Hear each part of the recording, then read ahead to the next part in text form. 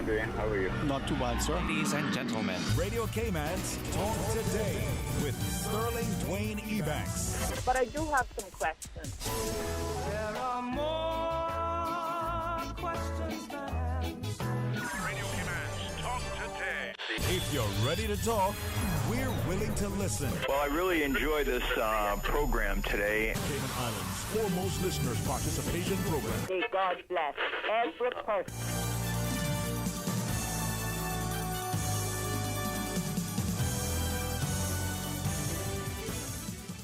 Talk Today. Subway, open 24 hours in Countryside, Anderson Square in Georgetown, and Centennial Towers in West Bay. And by the Ministry of District Administration, Tourism and Transport. Explore your history, explore your land, explore your sister islands. MedLab in Smith Road Plaza, your complete medical laboratory solution. Call 949-7331. And Savannah Pharmacy in Countryside Shopping Village. Convenient opening hours, including Sundays and holidays. Radio Cayman's Talk Today, the Cayman Islands' foremost listeners participation program. We ask our listeners to avoid statements or comments which are abusive, derogatory, malicious, or defamatory. Do not use any indecent language or make any statement which is false or misleading. Email talktoday@candw.ky or call 1-800-534-8255. Courtesy of Flow. Cayman's #1 network that connects you to your world like never before. Let your voice be heard. Once again, here's your host, Sterling Dwayne Ebanks.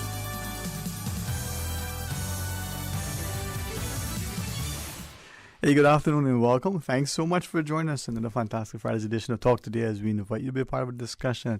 Honored once again to continue our partnership for the, to end domestic violence together with the Crisis Center and all the supporting agencies. Wish Ms. Marisha Spencer, well, you know what, as I was thinking about it, you and your team make what is an emotive, difficult discussion not just informative and engaging, but brings us to the table to understand that through participation, we can make a significant difference. So thanks very much, and good afternoon to you. Good afternoon, Mr. Sterling, and good afternoon to those persons in Radioland. Thank you so much for having us here today.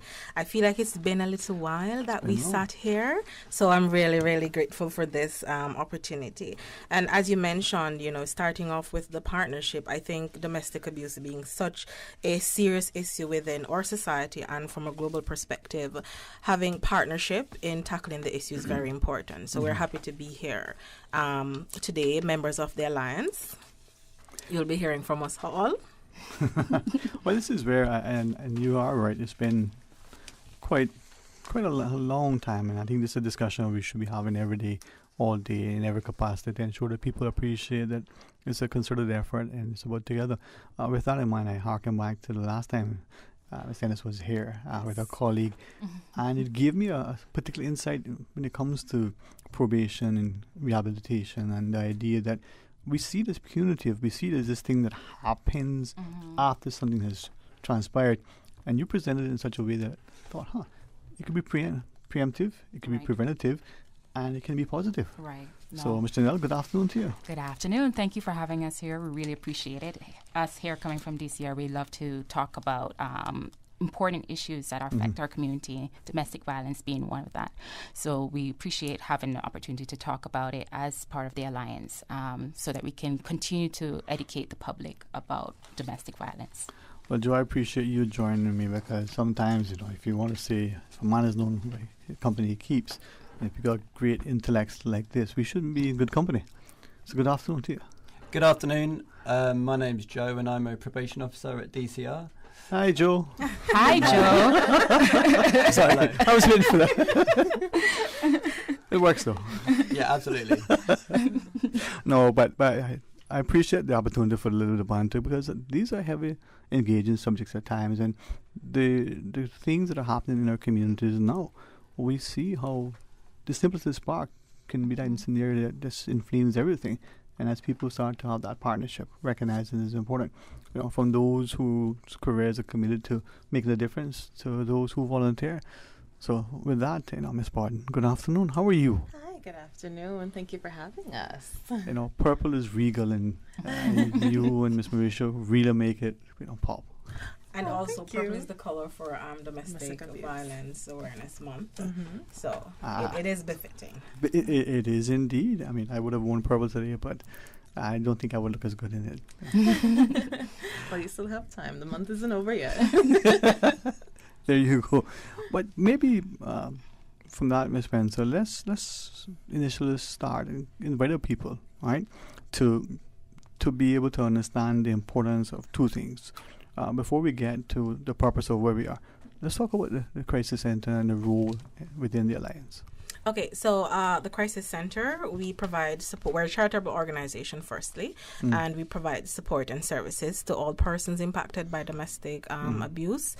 We do not work with perpetrator. That's DCR's strong point. But we do understand that perpetrators need support, because if we're really to end the cycle of abuse, then we have to target both sides, not just victims. But fortunately, we provide support to the victims, and in so doing, we provide emergency safe sheltering, because of course we know the risk involved in domestic abusive situation, and especially when victims are leaving or trying to end the cycle, then it becomes more intense, and so safety becomes a big part of that. So one of our primary offerings to the community is our emergency 24-hour shelter. We also have our 24-hour crisis line, which responds to all issues of domestic abuse and sexual violence. And we have other programs, so like our walk-in center is there to support those persons who don't necessarily need safe sheltering, but they need support for abuse. And we support our males at the walk-in center, because as you would have known, we're not able to provide safe sheltering just yet, but that's something that's being looked into, because we know that males are impacted also, so we do cater to everyone. And we have other programs, so like our youth program, and one of the main purpose of the youth program is not only to intervene, so it's a trauma-informed program. TAYA is not only to intervene, but to prevent, because if we're able to reach our youths, then it puts us at a greater advantage to end the intergenerational cycle of violence. All right, thanks. And to that, Mr. Now, we turn to you, the Department of Community Rehabilitation, as we started at the outset, recognizing how there's that perception of probation. Here's this alliance, and the idea that not unlike the MASH unit in a sense, we're trying to have a multi-pronged approach. Give us an overview. No, and I appreciate that. A lot of persons, sometimes you might hear that they don't really know what we do at DCR.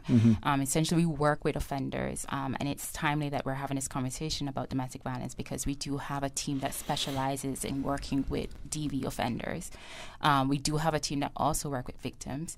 But because we recognize, like Ms. Marisha said, that it is a two-tone approach. You do have the perpetrators, but you also have victims who are impacted by domestic violence.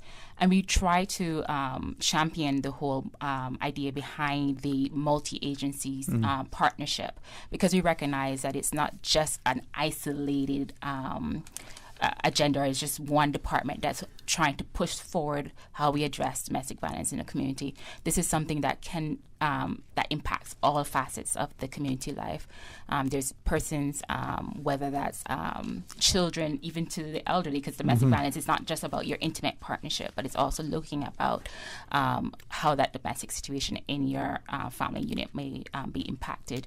So we do champion, or we do appreciate rather, the opportunity to talk about domestic violence in this scope, and just making sure that we do get that information out there. And when we look at this whole discussion and realizing where we are relative to advanced legislation for, say, financial services or even development, this is still a relative new sort of undertaking for our jurisdiction. Yeah, and I appreciate the fact that we are in a community that when we recognize that things needs to be addressed, that we change our legislation to just fit that and suit that. So domestic violence is something that has been ongoing for years, right? And so we have legislation that support and address domestic violence. Of course, there's things that can be tweaked and things that can be improved. But that's one of the things that we continue to push forward. Hence why we have the alliance, so that we can recognize some of the gaps, recognize areas in legislation that probably needs to be improved, advocate for certain things, and trying to make changes as it relate to addressing domestic violence. Joe, if you want to jump in, just share your thoughts. It's not a lot specifically, but your perspective. So since 2019, we've also had this specialist domestic violence court, which was created to basically streamline the prosecution of domestic violence perpetrators and to increase public confidence about how the judiciary deal with domestic violence crimes. And it's streamlined so theoretically the cases get from arrest to sentencing quicker than the regular court system. And there's victim services in place, so victims are looked after throughout the whole process. Their voice is also heard in court.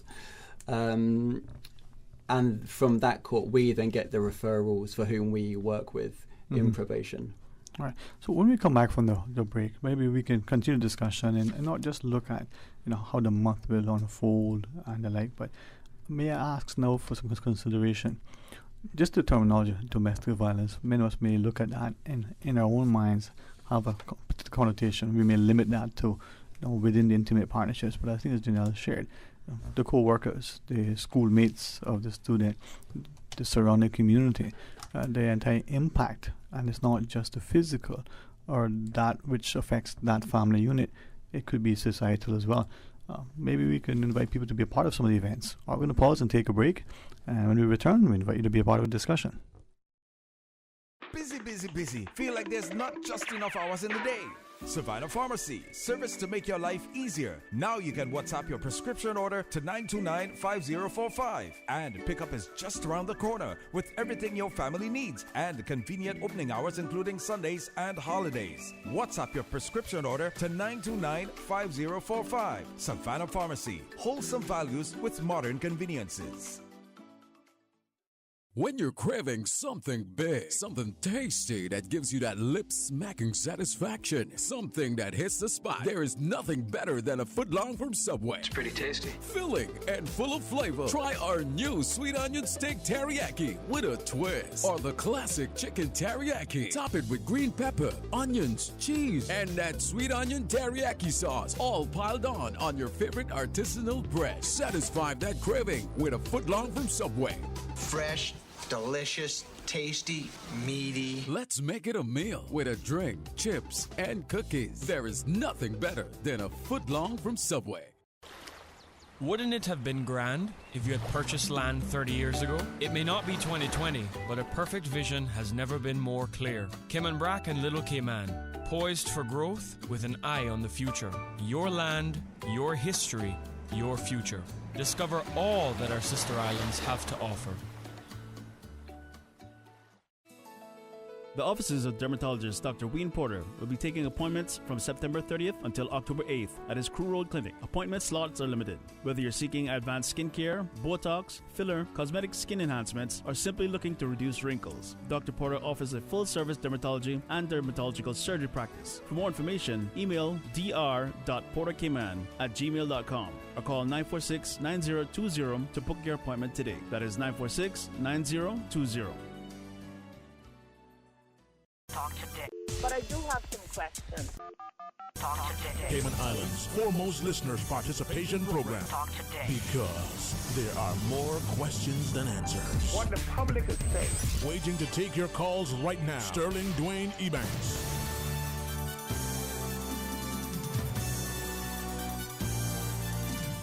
Hey, good afternoon and welcome back, and thanks for joining us. And as we have a discussion, the Alliance to End Domestic Violence, and in the studio from the Crisis Center, the Outreach Coordinator, where we should spend together with one of the relief workers, Mr. Jamar Borden. Always a pleasure to have you guys on and joining us, the Senior Probation Officer over at DCR, Mr. Janelle Ennis, and a colleague, Joe. Hey, thank you. I honestly, I think too often we get caught up, and this week has been a bit of a challenge for a lot of us in many ways. So let's see if we can. I found laughter was the best way that I learned my lessons. But you were sharing with us, Mr. Janelle, the idea of the alliance and the like. And as we go into the discussion, please continue. And I can appreciate we've been saying Alliance to End Domestic Violence, and there are people out in the community who probably have never heard of the Alliance and don't know exactly what is it and what does it comprise of. So the Alliance is basically a partnership of 7 agencies, different different departments on island that has come together with a shared vision to eradicate and address domestic violence in the community. So we have different member agencies such as the Crisis Center, who's here with us today. We have the Family Resource Center, Department of Children and Family Services. We have DCR, us, Gender Affairs Unit, Minister of Home Affairs, as well as the Police Service, Royal Cayman Islands Police. And our mission, as it relates to domestic violence, is to empower people to live lives free from domestic violence through multi-agency coordination, advocacy, and public education. And I know that's a bit of a mouthful, but essentially what it is that we have different areas in how we're looking at it, how we address domestic violence in the community. And I appreciate you sharing that because, my question into the break, hopefully to get us to appreciate that it isn't about, those two individuals or those ex-people in that house. Mm-hmm. It's the extended families, communities, and the people who interacted and are impacted and affected by that.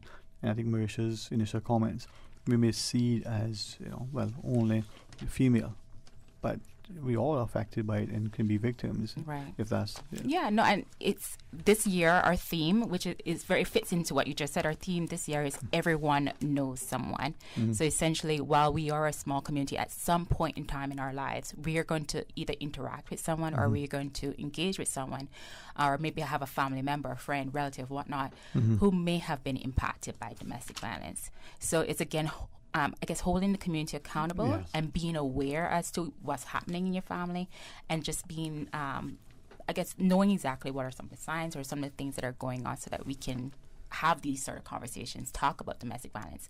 So yes, we know about it. So now what do we do? What's next, And that's why I like the idea that part of that mission is the public education, the advocacy, and mission from that, we have the month, we have the calendar of events, we have a lot of things.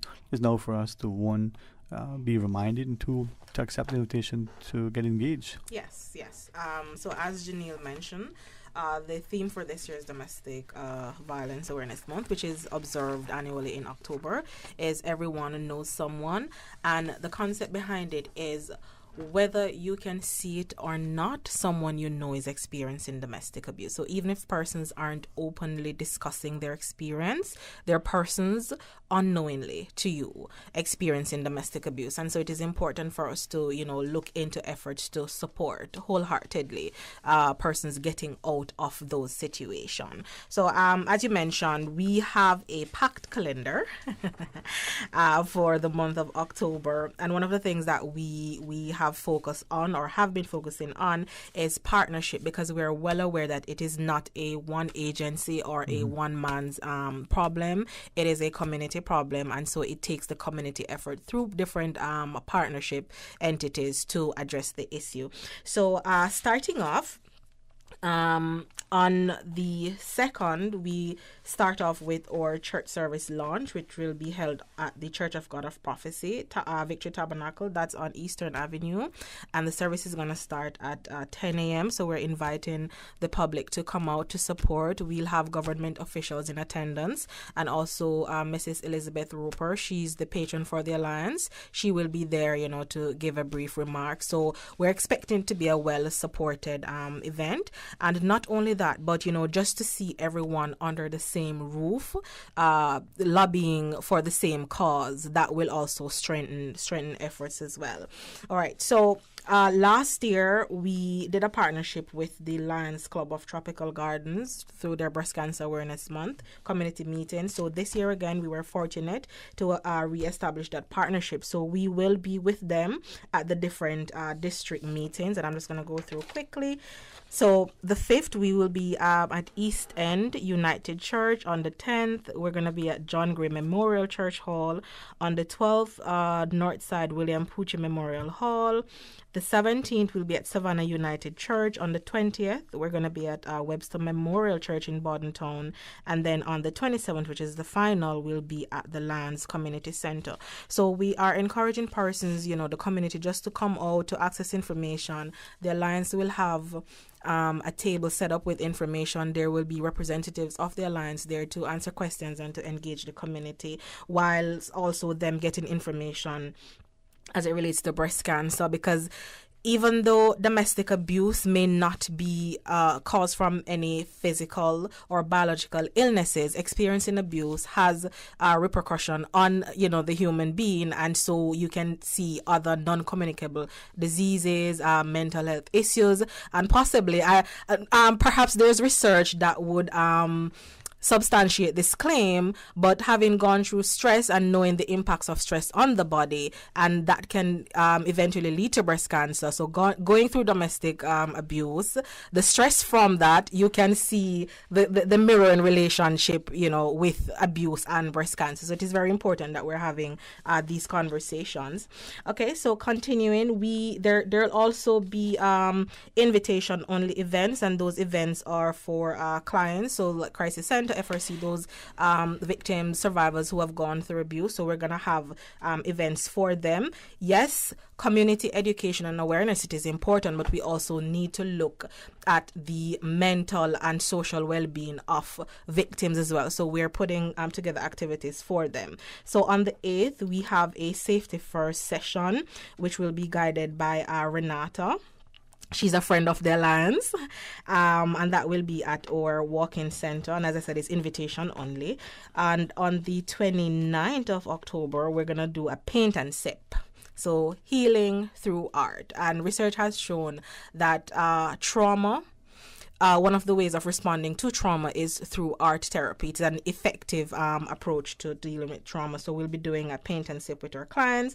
And then there are other events for the community. So the Himalaya Wellness, that's on Elgin Avenue here, they have offered to do a donation-based open house guided facial for the community. Of course, more information will follow on that, and persons would need to call to make a reservation. And I've gone there, and it's an absolutely wonderful space. And I can tell persons who are interested and who will be going that it will be a day well spent. Yeah. There's also a glaminar being put on by the Beauty Bar. And for that, the title of it is Discover the New You. And the idea behind a glaminar, and just so you know, when we were having the discussion for this event, that was the first time I heard the word glaminar. So I'm sure many persons perhaps are wondering, so what is glaminar? So it is a session that is focused totally on beauty and care. So you're taught how to do your makeup, you're given tips on how to care for your skin, your hair, all that has to do with health and beauty. And there'll also be products provided, sampling, and it's a donation-based event. More information will come, so just persons are aware of that from early. Joe, you should check that out. Of course, the entire community is welcome to attend. I'll be there. I'll be there with you. It's for the entire community, right? And this year, though, what we're doing differently is we want to extend our reach. So usually when we're putting on events, it's for Grand Cayman. So we're taking it from Grand Cayman and we're going to the Cayman Brac. And I'm very happy about that. So on the 15th of October, that's Saturday the 15th, we will be doing a community forum at the Aston Rutty Civic Center. So for all all persons in the Brac who is listening now, we're encouraging you, tell a friend, tell a relative, come out and support. It's going to be a very informative and engaging session. And thankfully to the Lions Club there in the Brac, they have offered to sponsor refreshments. So refreshment will be provided. And as I said, it's going to be an educating and engaging evening. There's also a panel discussion that is being put on by the New Testament Church of God Youth Department. We'll be looking at domestic abuse and its impact on youth, which is a very important area of focus as it relates to domestic abuse. And this will be done via Zoom. So information registering will be communicated soon. And on the 25th, there will be the annual Silent Witness March, which more information will be communicated on that. So our calendar, we have asked for it to be published on the Government Hub, and it's on our social media pages, and it's been circulated in the different government agencies. So the information will be out there, so community members can, visit our social media pages and access the information. Thanks very much. And, Joe, if I could invite you and involve you in our discussion. when we're looking at, domestic violence, domestic abuse, I think the term sometimes gets out there, but do we really appreciate its magnitude, but also its definition? I don't think it's a particularly well-known crime. I think it's often brushed under the carpet. I think often families look the other way. And I think a big impact which isn't always considered is the impact on children. Often talking about my clients who I speak to regularly, when I ask how was your son or daughter impacted, they say they were upstairs, they were in the other room and didn't hear. But unless your house is completely soundproof, they would have heard. Children can pick up on tension, on fear, and the impact on them can be catastrophic. They can then play up themselves at school. They can start things such as bedwetting, or they can withdraw themselves from their friends. And in older children, they may then enter into relationships which they may mirror their father's behaviour. So if they've seen their father abusing their mum, they may think that's how men should behave, and they may then carry that on into their relationships, and it can become like a generational problem. And as I listen to you, I think, the families may hide it, the communities in the society may downplay or ignore it, and then that impact on that child, as you referenced, we may not see the manifestation till later on. The child may withdraw, the child may choose to be absent from home. And you may think it's okay, he's out playing, with his friends, or she's out there, and hopefully safely. But just that avoidance could be an impact in the future. Yeah, no, and I think it's important that we talk about these things because of the generational problem that it becomes.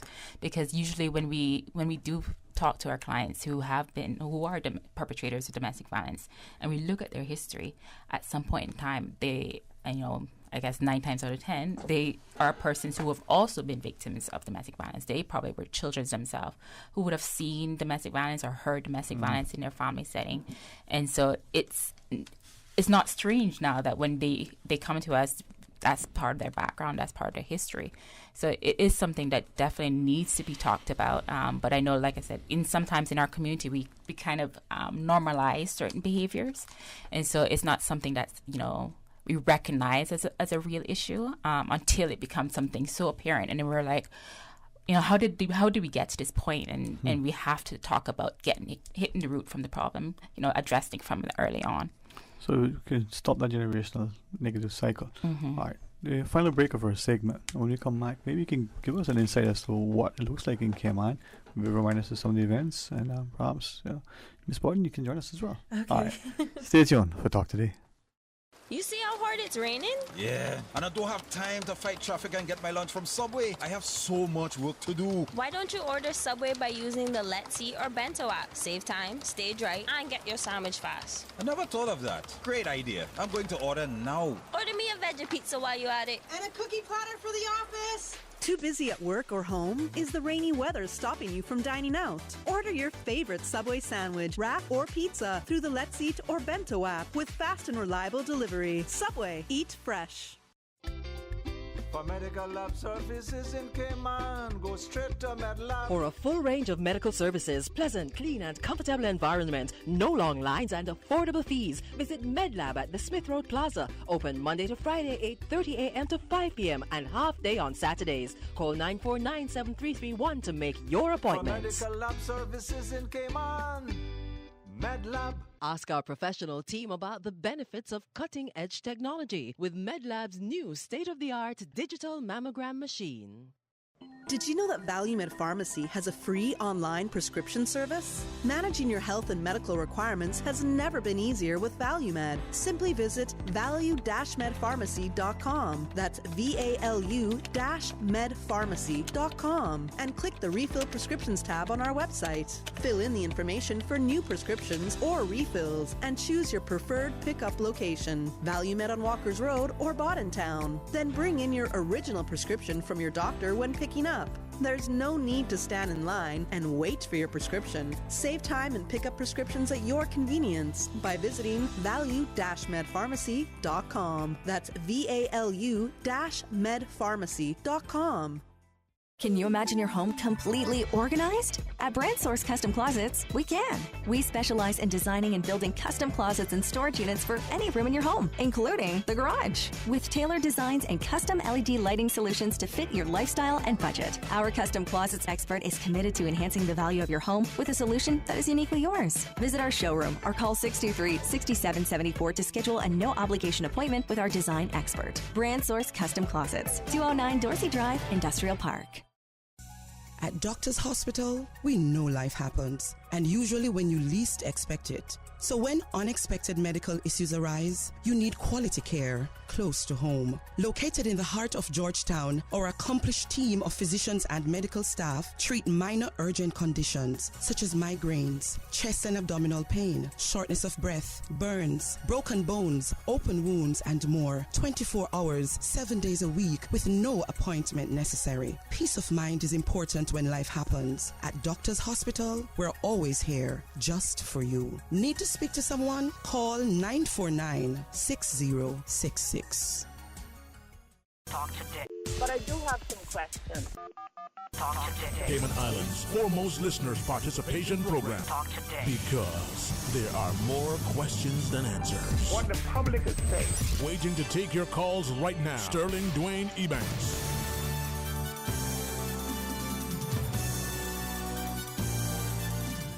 All right. Hey, good afternoon and welcome back. And thanks for joining us as we continue the discussion on the Alliance to End Domestic Violence. One of the relief workers over at the Crisis Center, Mr. Marborton, the idea that sometimes in our small community, we probably don't appreciate the things that we see in other parts of the world with, tens of millions of people are things that could happen here. What is it like in Cayman statistically when we talk about domestic violence? Well, what's the picture? So, and we get statistics from the Crisis Center through our crisis line, as well as through our intake at the emergency shelter. And according to the statistics, 307 crisis calls received, 29 males and 278 are female. So it is predominantly a female concern. However, there is males inflicted as well, and this is the statistics from 2021. Mm-hmm. Unfortunately, we don't have the statistics for this year as yet, but we should get it by the end Still of got the so year. much left in the year. Yeah.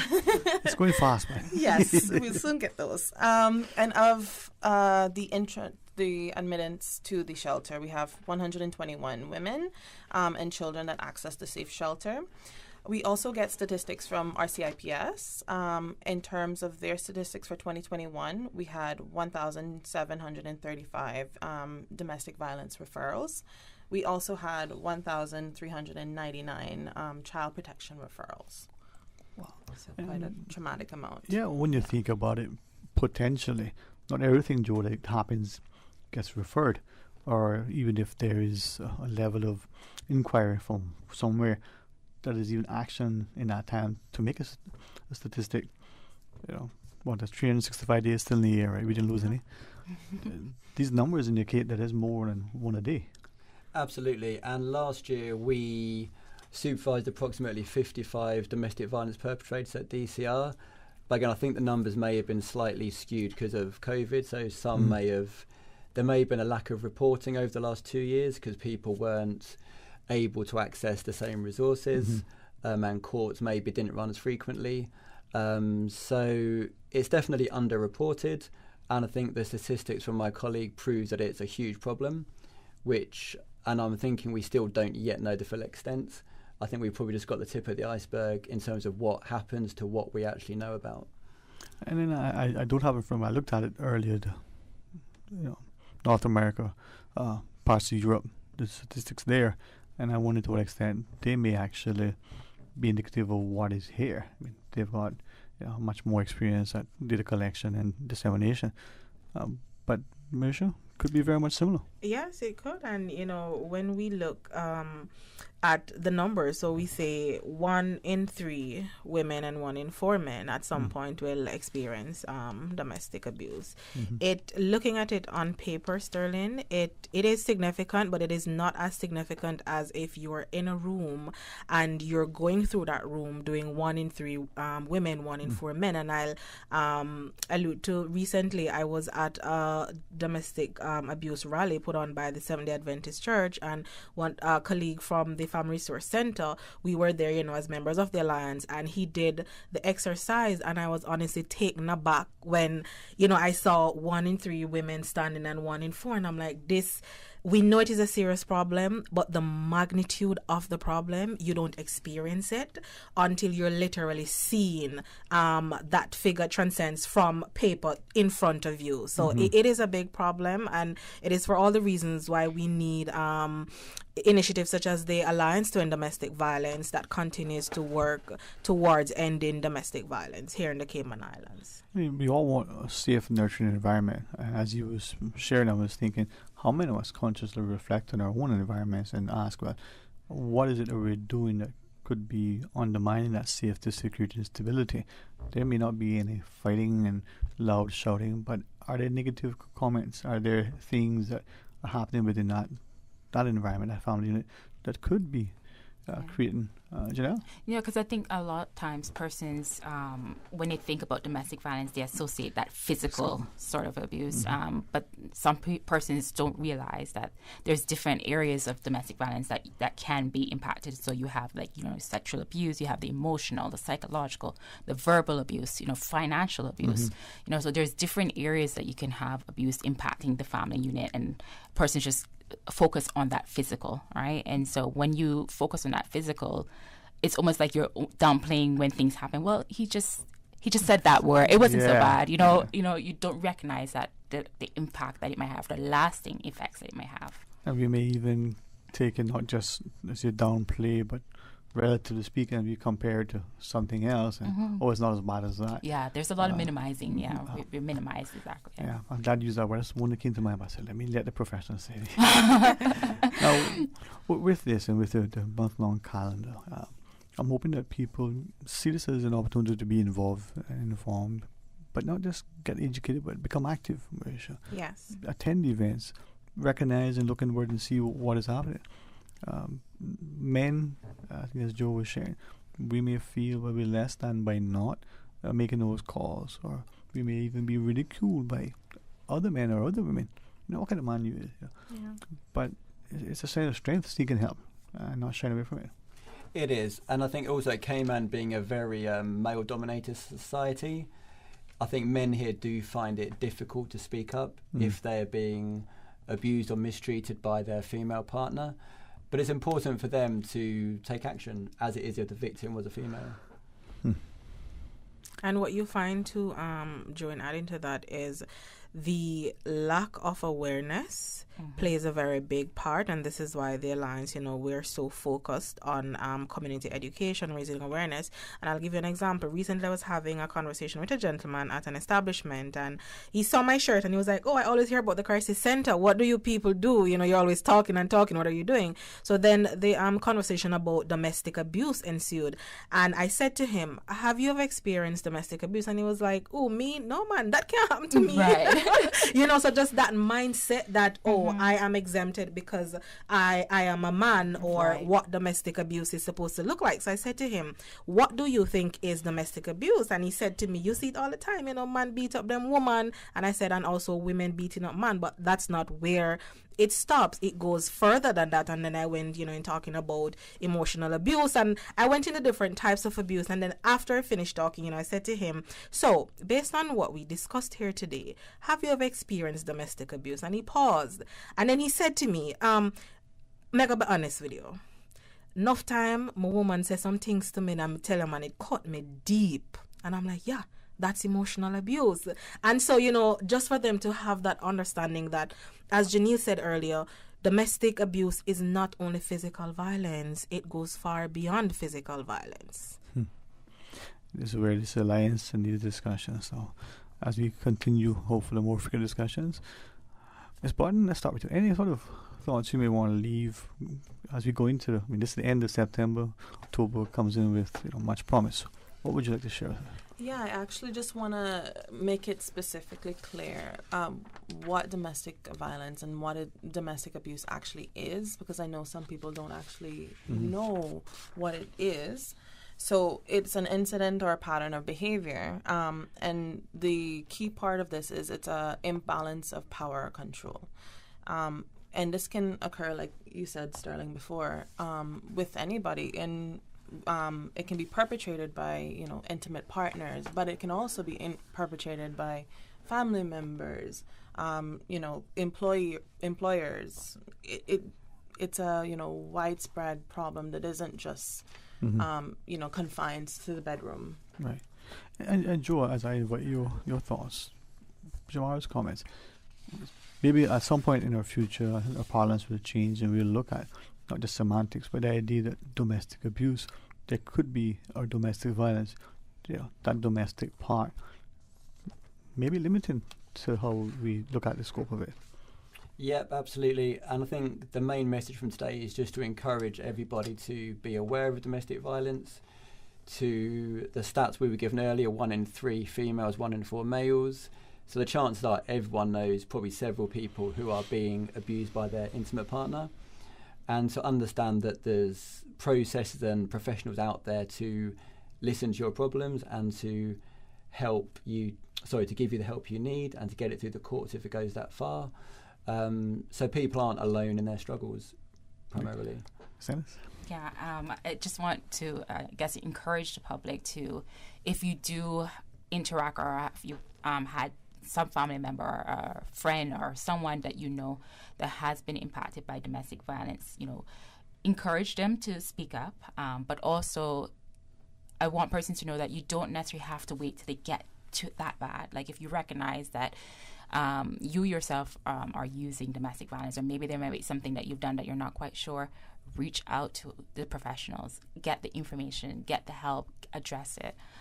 Don't wait till it's in the court system, because by that time, there's a lot of other things that you're dealing with, but try and to do what you need to do your part to make sure that your family unit is safe, that it's healthy, and that we are working together as a community to address domestic violence. Thanks very much. Ms. Marisha. Okay, so before I get into my final thoughts, I just want to encourage everyone to participate in the events and activities that will be happening throughout the month of October. We're starting off with our church service on the 2nd, which is this coming Sunday at the Church of God of Prophecy. That's on Eastern Avenue. That's right beside Uncle Bill's. Yes, and it starts at 10 a.m. Everyone is welcome to attend. There are other activities happening, so we're doing the awareness meetings in partnership with the Lions Club of Tropical Gardens, and we'll be in all the districts. The calendar events calendar is available, so you can go to our Facebook page. Just search Alliance to NDV. You can also look at our Instagram or website, which is www.ndv.ky. Resources are there. The information will be made readily available to the community. So we're just encouraging everyone to come out and support. And in so doing, helping us to raise awareness towards ending the cycle of abuse.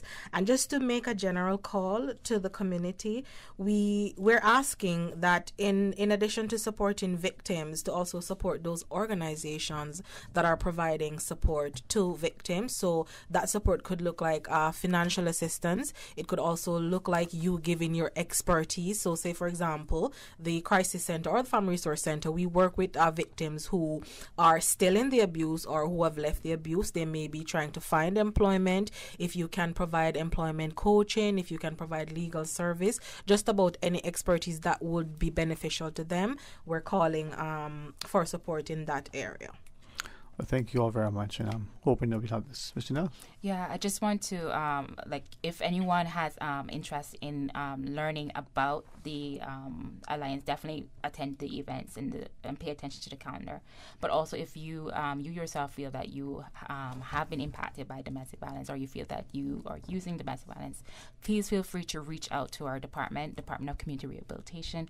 We are located on Mary Street. Our number is 949-1693.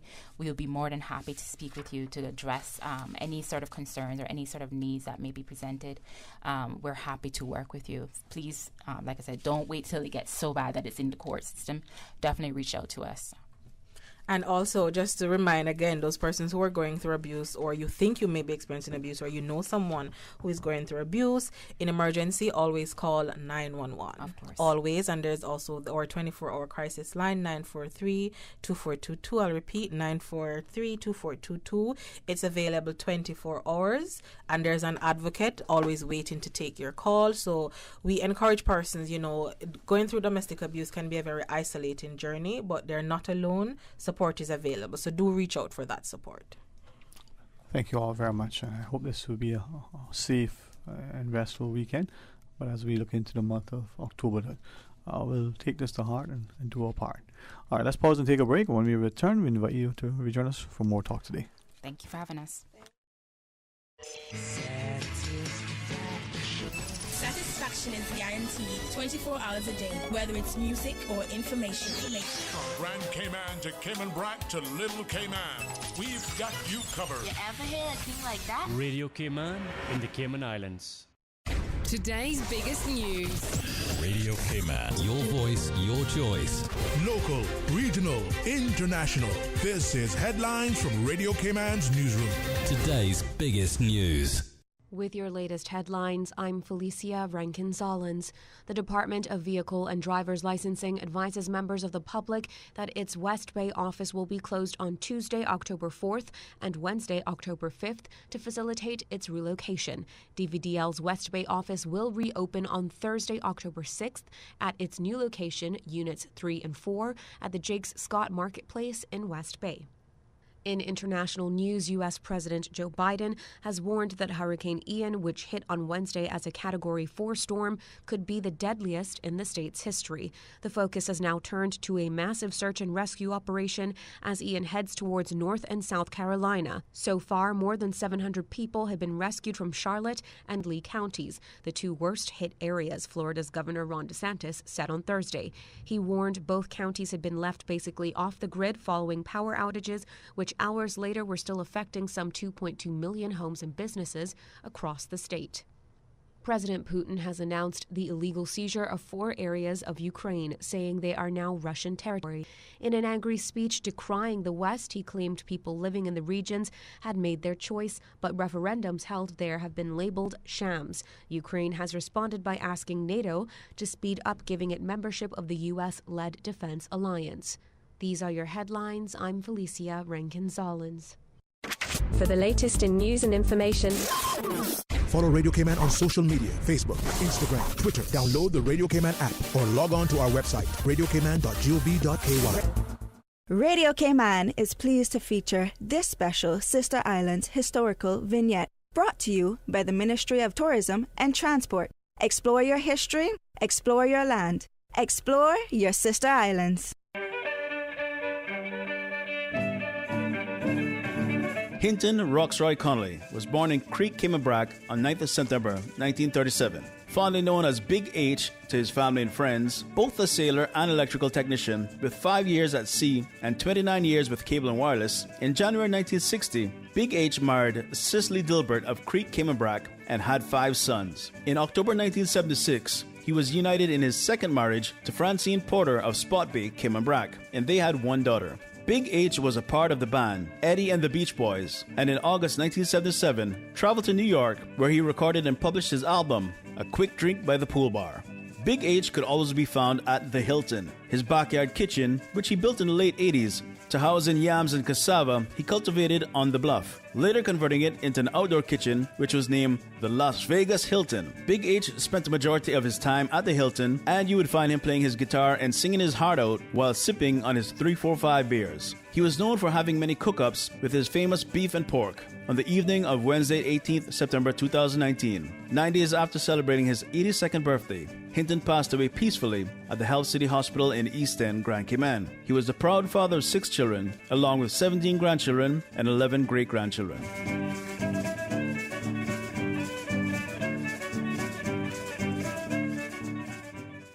Radio Cayman is pleased to feature this special Sister Islands historical vignette, brought to you by the Ministry of Tourism and Transport. Explore your history, explore your land, explore your Sister Islands.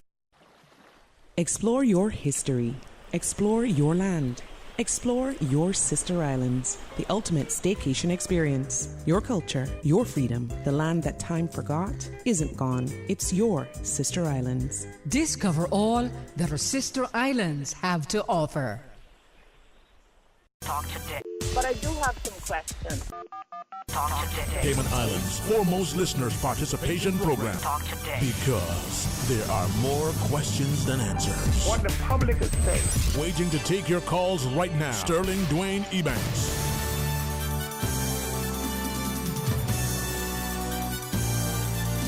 Hey, good afternoon. Welcome back, and thanks for joining us. And it truly is a blessed place in which to live, with so many people giving so willingly and wonderfully of their time, their talent, their treasure, and to see the unending work, tireless efforts of our service clubs.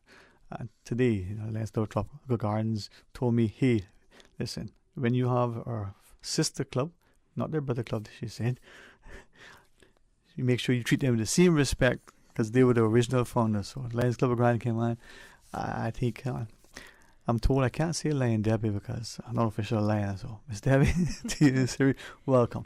And I kept reminding people initially, because I said, through the breast cancer awareness and through the month of October, you see how the Tropical Gardens Club has stepped up. Now with the PACE event, the Grand Cayman Club has made sure that we cover all and almost every event. So to you individually and collectively, to the clubs, as a kind of sort of effort, thank you for the education, but also the incredible participation, involvement, engagement, and information dissemination for people to take ownership of their health. So I'm very honored to have this discussion. Thank you. I will ask Ms. Deborah first, sir, would you be so gracious? Brief intro, tell us about the event, and give Deborah time to collect her thoughts. I am Lion Surrey Jones Russell from the Lions Club of Grand Cayman, and I am on the PACE committee. And this Sunday, October the 2nd, will be our annual event, the Delano Hislop Memorial Journey for Life. And it will be a 5K walk, a 10K run, and a 25-mile ride. Registration is $25. And we would like as much people to come out and participate. We're doing registration on site, but we're also doing our famous Lions Breakfast tomorrow, and you can also register there. All right. Now, just the Kobe coming in and sharing with us. So, Debbie Banks, would you, for those who may, like Siri, very few who would know you guys, but good afternoon to you. Good afternoon, and thanks for having us. Yes, my name is Deborah Banks, and I am also a member of the Lions Club of Grand Cayman, a past president. You mentioned our sister club, Tropical Gardens, and we applaud them for the efforts that they have and the great strides they have made with the breast cancer awareness, which is right here in our face. A decision was taken that since the majority of our club members were male, we would concentrate on the male cancers, which is prostate and testicular. But coupled with that is also colon cancer, which can affect either male or female people. So, and that is what our PACE stands for, is prostate and colon cancer event, which was started 10 years ago in memory of one of our former past presidents who died from colon cancer. So we are grateful for the support that we have received, and this is our 10th anniversary, so we're looking to make it hopefully a big event as well. Prostate cancer is celebrated, or the awareness is brought forward during the month of September, and our event was scheduled for the 18th, Sunday the 18th, but unfortunately, due to the passing of Her late Majesty Queen Elizabeth II, we were in the mourning period, and we were asked then to postpone this event. So it's pushed into October, but no, nevertheless, I think it will be successful, and we want people to know that the prostate and colon cancer event is on, and it will help benefit those persons that are suffering from those types of cancer, and also we want to bring awareness to those types of cancers as well. This event will also help us with, we do have educational nights throughout the whole year. The Lionistic year runs from the 1st of July to the 30th of June, so we try and space out our campaigns so that we will always have those cancers in the forefront. And I appreciate you coming, and I think, as you were sharing, Ms. Debbie, the idea that, yes, the event would have been but for, and it doesn't, in my mind, take away from the October events. It actually complements. As I said, and I said, normally Kobe or Alfonso or one of the other members would come, but to have two stalwarts like yourselves, two well-respected, renowned community members, but Lion members as well, so it speaks well. The fact that you're, what we would say, the better sex, definitely makes this message that much more endearing, because men will not oftentimes take the initiative and look after themselves. And this event, for those who know the history and understands part of the reason why we ignore so much till it's late, I think this event also brought the notion that through this sort of presentation and participation, more discussions are being had, and through that jovial approach, we get men a little to the table to speak to their physicians, right, sir? Yes, that's right. At our awareness meetings, there are always doctors there, and at the meetings, we also offer free PSA testing, which is the antigen test, and it's free free of cost if you want to come out and get tested, and the results from those tests are sent directly to you. And from there, if you unfortunately are diagnosed, our club sometimes assist with treatment, and that's one of the reasons that we raise funds for this event. And the education and awareness, but also, as you shared, the financial assistance, because even those with some financial resource that may have even decent health insurance can find themselves at times a little short on change. But just the shared support, whether it's financial or physical, emotional, or social, Ms. Debbie, makes a difference. That's for sure.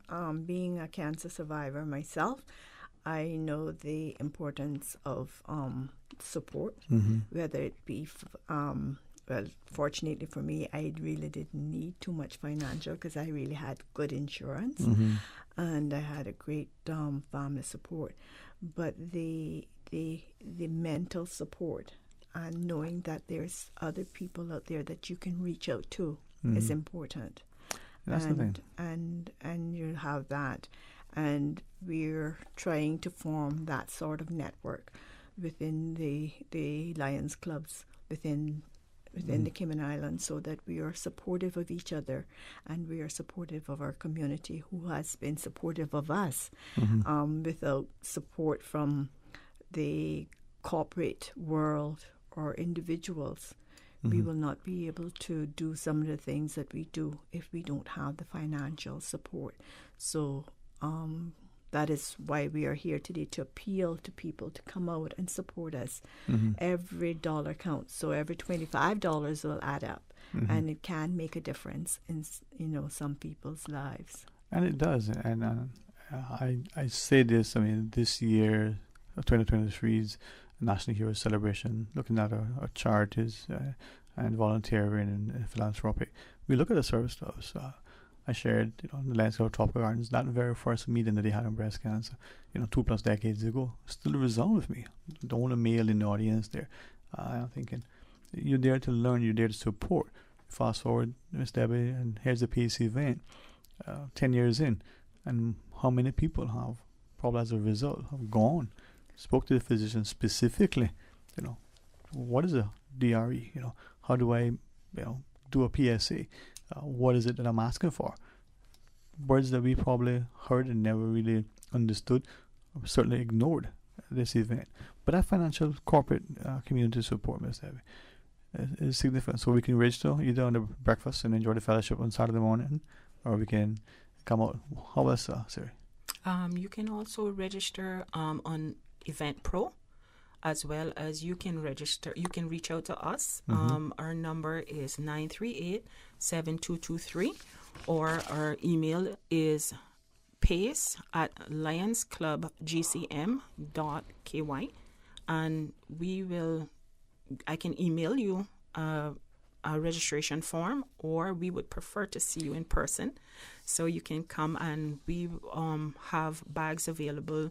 We'll have bags available for you once you register to participate.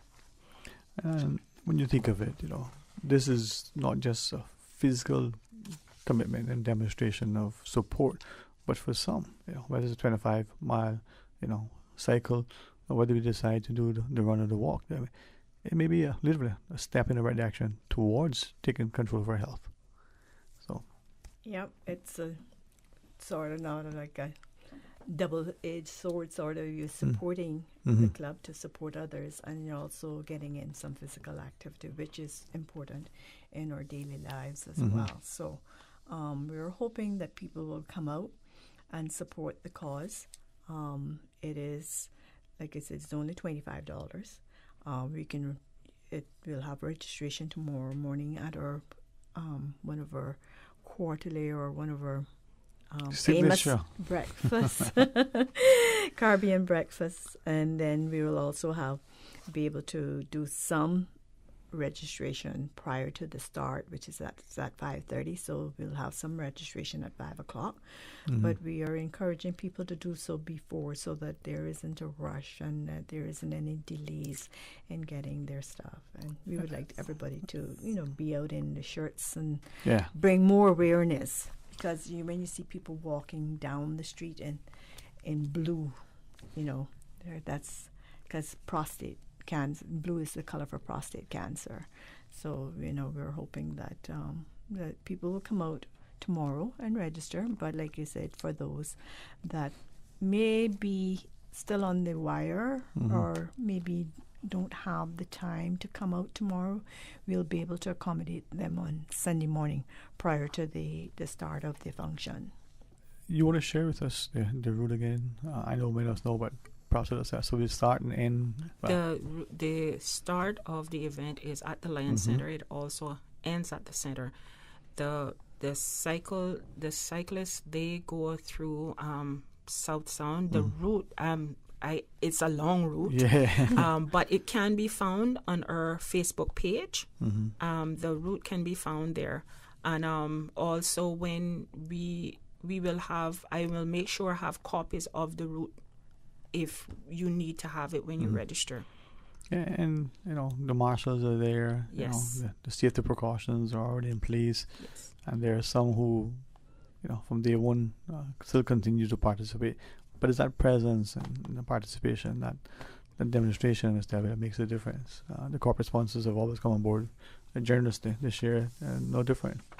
Yeah, and speaking of sponsors, we this event would not be the success it will be if we didn't have the support of our corporate bodies. And we would like to do a big shout out to Health City, who has come on as one of the major sponsors, and Borden Holdings. DART has been a big support from the outset. The Cayman Islands Seafarers Association, Caribbean Utilities, CUC, and the Water Authority. And we do have some other supporting sponsors that we would like to mention as well, which is ICWI Insurance, the Mango Tree Intech Limited, and South Coast Bar. And of course, we cannot forget our friends at Royal Medical.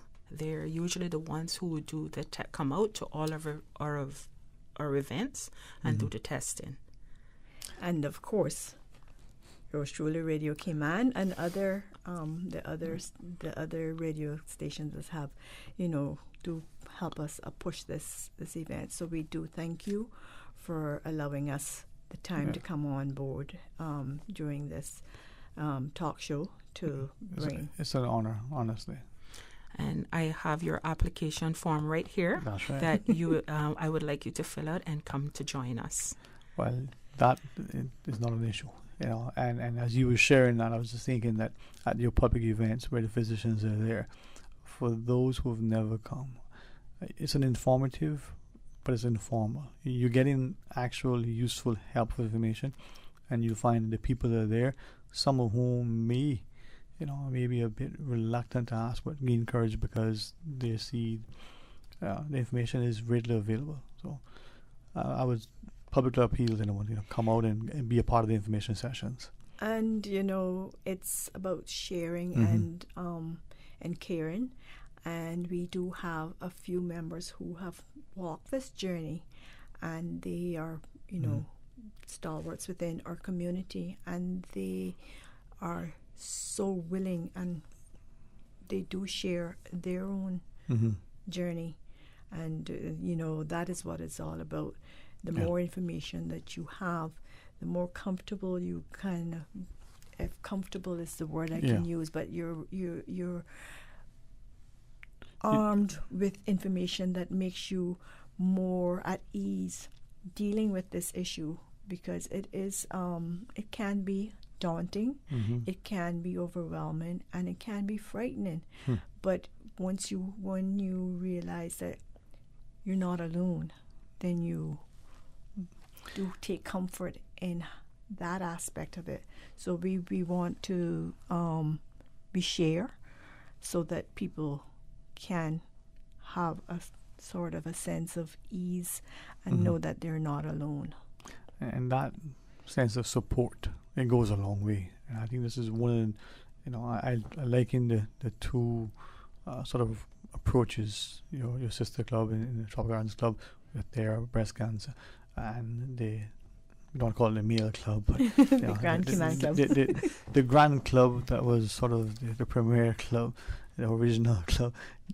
Their approach, for many times, just talking with the men, jovial, so that they get that ice breaking. And Mr. Roy Borden very publicly, very candidly, very respectfully and responsibly, but very appropriately shared, with the audience. Hey, this is the experience. These are the things, and he presented in a way that allowed you to understand that what is transpiring, and you're not alone. So, Siri, I'm glad that you and Ms. Debbie were able to join us, so that the wider community can see that this isn't about men or women. This is about us as a community, and for the corporate sponsors, for the individuals, for the rest of us. We're making a meaningful difference. So, good breakfast in the morning, and then register. Yes. Breakfast is what, 7 o'clock tomorrow? It's 7 in the morning. You better get there early, because it means Susan's going to go there, and she's already decided what she wants, the fried fish. And we look forward to seeing you. All right. Well, thanks again. Any perhaps other thoughts, Ms. Debbie, you want to relay or repeat, just to remind our listeners? Yeah, I just wanted to say, that we encourage all participation, but we would really want to see the men up there. We want them to take charge of their health.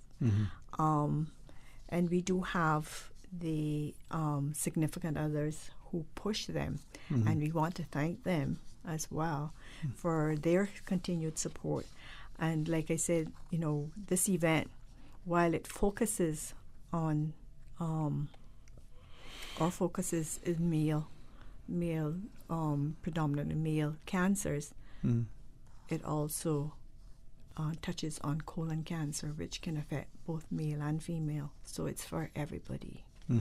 And we want to be able to continue to offer the support that we have in the past. And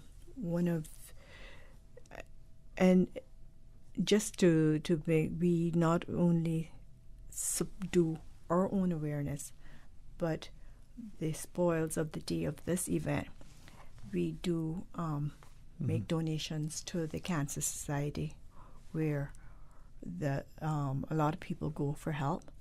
And unfortunately, fortunately, we make donations to Jasmine, who comes in at times when the family needs it most. And so that is a non-profit organization as well, and they all, both of those entities depend on donations. So we're glad that we're able to partner with them to bring more awareness and more assistance to our members of our community. This is that cross collaborative approach where we see it's about cooperation, not competition, and the work of Jasmine and the Cancer Society. Thankfully they're there. Unfortunately, they have to be there, but thankfully they are. Any final thoughts, Ms. Siri, that you may want to repeat or remind us? Just reminding you to as much people as possible to come out. Registration is still open, and most of all, like what Lion Debbie said, it's for the cure. It's to make awareness. It affects some people, but the effects of it are lasting. And it's not just the individual that goes through this; it can be the whole family. The whole family as well, yes. Because especially if it's a breadwinner, that really can take a toll on people's psyche. So we want to be there to support, our community, and but we're asking our community to support us, to support you. You know what? This is one of those things where, as you both reminded us, it affects us all. The effects are, just continual and ongoing. The family, the wider community, the colleagues within the organizations, we're all impacted by it in some way, and it's not always, appreciated to that extent. So thank you all for what you do. So get registered tomorrow. It's only $25, and hopefully if there are some other corporate sponsors who want to come on board, the money will be divvied up nicely to support the continuing efforts. Yes, and we want to thank you, Dwayne, and Radio Cayman for having us on during this slot, because we do realize that some people may miss the early morning talk shows, but I believe the midday talk show is well listened to, and those that are out there listening to us will also spread the word. Even if you can't make it, maybe there's someone that like doing these things or is able to support. So we're encouraging to come out tomorrow to register, or come out at 5 o'clock on Sunday morning to the Lions Center to register and participate. Thanks very much. Well, it will be another resounding success, and my prayer is that you guys will continue to have the health and the strength and the energy and enthusiasm to be such stalwart community members. Thank you. Let's pause and take a break, and let's see what surprises Susan has in store for us. I don't know. Stay tuned for Talk Today. A caring and community spirit, cherished family and cultural values. These are some of the things that still embodies the Caymanian way of life in the Eastern Districts today. Savannah Pharmacy, your neighborhood pharmacy, located in Countryside Shopping Village, is delighted to offer products and services of real value. Whether it's catering to your family's medical needs or carrying apparel, gifts, and beauty products, Savannah Pharmacy provides you with more than just prescriptions. Remember, they're always just around the corner with everything your family needs and convenient opening hours, including Sundays and holidays. Savannah Pharmacy. For more information, call 946-3336. For medical lab services in Cayman, go straight to MedLab. Blood test, x-ray and mammogram, all of that is MedLab. Affordable fees and friendly service, a full professional team. MedLab is always comfortable, MedLab is always clean. For medical lab services in Cayman, MedLab. Call 949-7331 and ask about MedLab's new state-of-the-art digital mammogram machine. Our favorite word is home. Follow that with Fest, and you have our favorite annual event, Home Fest at A.L. Thompson's. The huge Home Expo is in its 12th year and will see the return of the reps from your favorite and new major brands. Attend Home Fest and you will get deep discounts, enjoy demos, receive gifts, win prizes, and learn about new and exciting products for your home. Let us welcome you and the reps to Home Fest on September 30 and October 1 at A.L. Thompson's. Homeowners, protecting your family and property is crucial during the season, and you should always assess insurance needs long before a storm makes landfall. Most insurers won't issue policies when a storm is imminent. Cayman Insurance Center's team of professionals can help owners like you find the most comprehensive coverage and competitive rates. Call Michael Webster today at 925-5433 or Denise Brown at 814-7229. Don't take chances with your family's future or your valuable assets. Call Michael and Denise today at Cayman Insurance Center. Attention farmers, in the event of a storm, the DOA reminds you to take precautions with identifying and safeguarding livestock. Cattle and horses should be loose in pastures that are not prone to flooding. Other domestic livestock, such as pigs, goats, and chickens, should be kept safe in their pens and cages above flood level. Livestock aged 2 months or less should be secured with their mother in a pen or kept loose with their mother in a safe and sheltered area. For livestock emergencies, call DOA Veterinary Services on 916-2218 in Grand Cayman or 925-5765 Cayman Brac, or email ci.agriculturevs@gov.ky. Talk today. But I do have some questions. Talk today. Cayman Islands' foremost listeners participation program. Talk today. Because there are more questions than answers. What the public is saying. Waiting to take your calls right now. Sterling Dwayne Ebanks.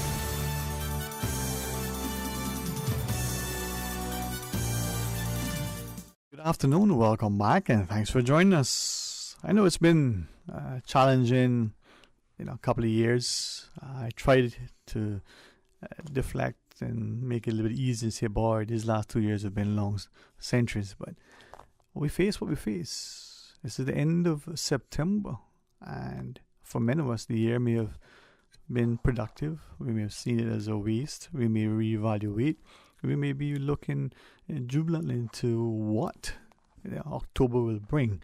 And then there are those who are just reminded daily of the plights and perils that will befall us as life unfolds. But that's the thing, life. We have it. Let's give thanks and let's embrace it.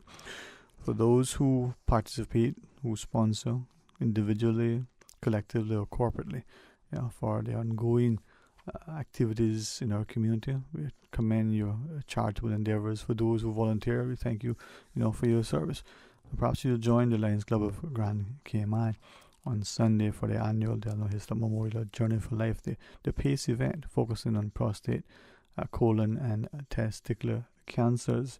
So it's going to be at the Lions Center. It's going to start at 5:30, but you can get there from 5 and register.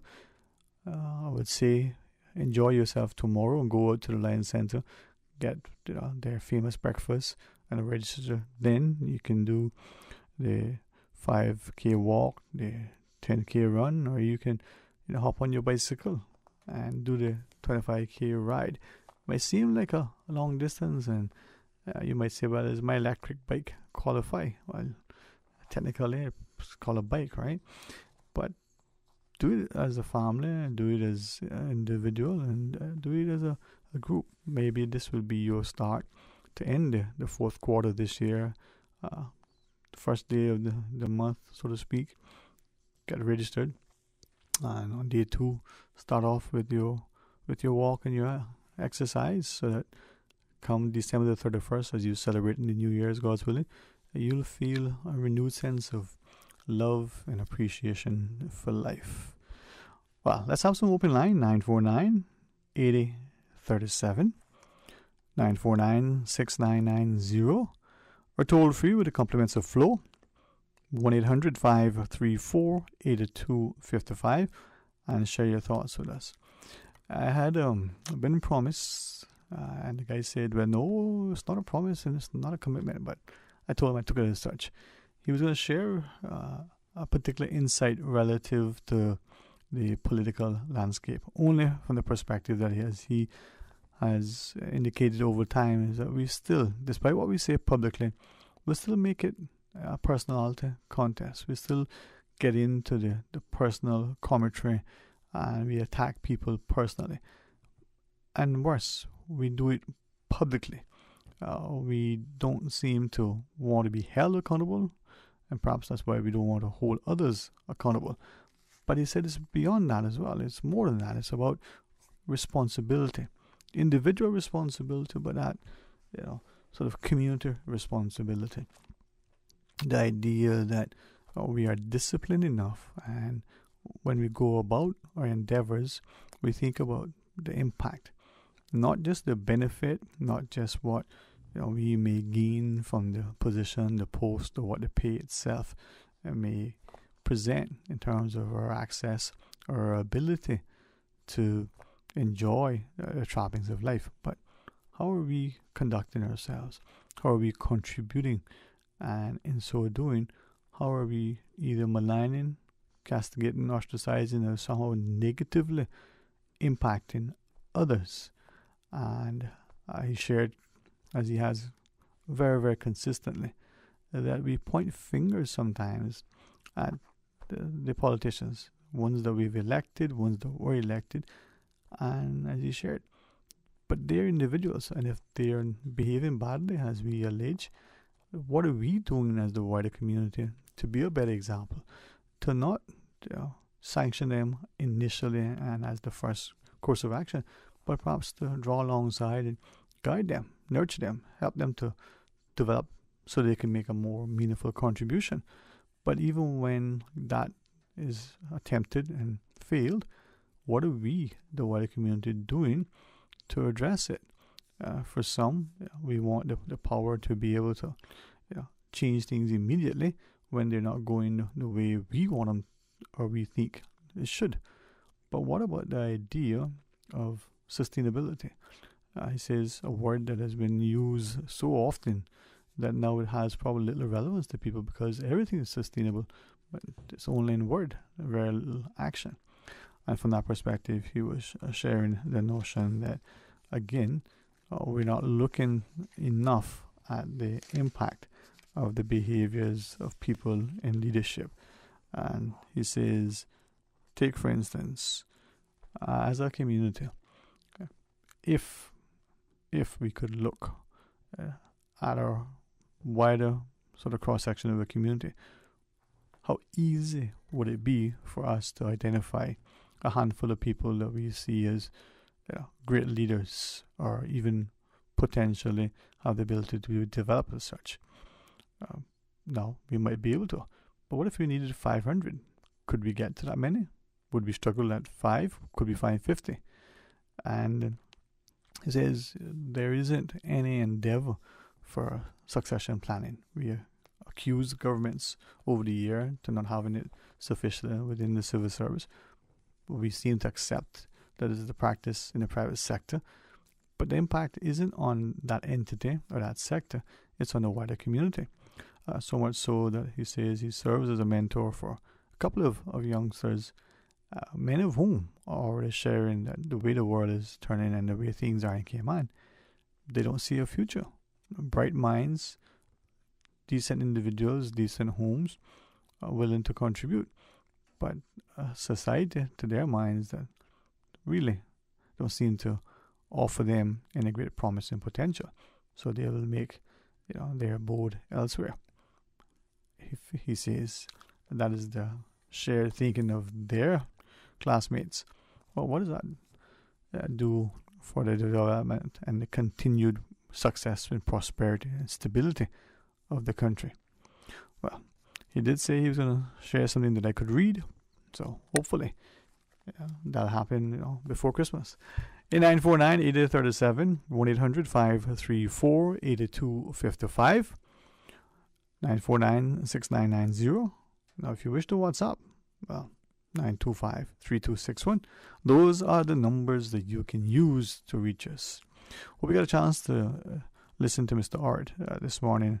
I always learn something. I always appreciate the way he approaches the discussions, and as an opportunity for the wider community to look at things through a global lens, understand its local impact, but appreciate that, like our seafarers of the day, they may have come from a small shore, but they travel the high seas and they've seen the globe. Many of them probably circumnavigated it more than once, and to this day, their stories help us to appreciate not just their sacrifice and the service, but the tenacity, the drive, the determination, the willingness to gain something in order to better the lives of others. So directly, their immediate families, but indirectly, that shared expertise helped immensely, and it was an invaluable contribution to the successful development of our shores. Hey, let's go to the phones. Welcome, good afternoon, thanks for calling.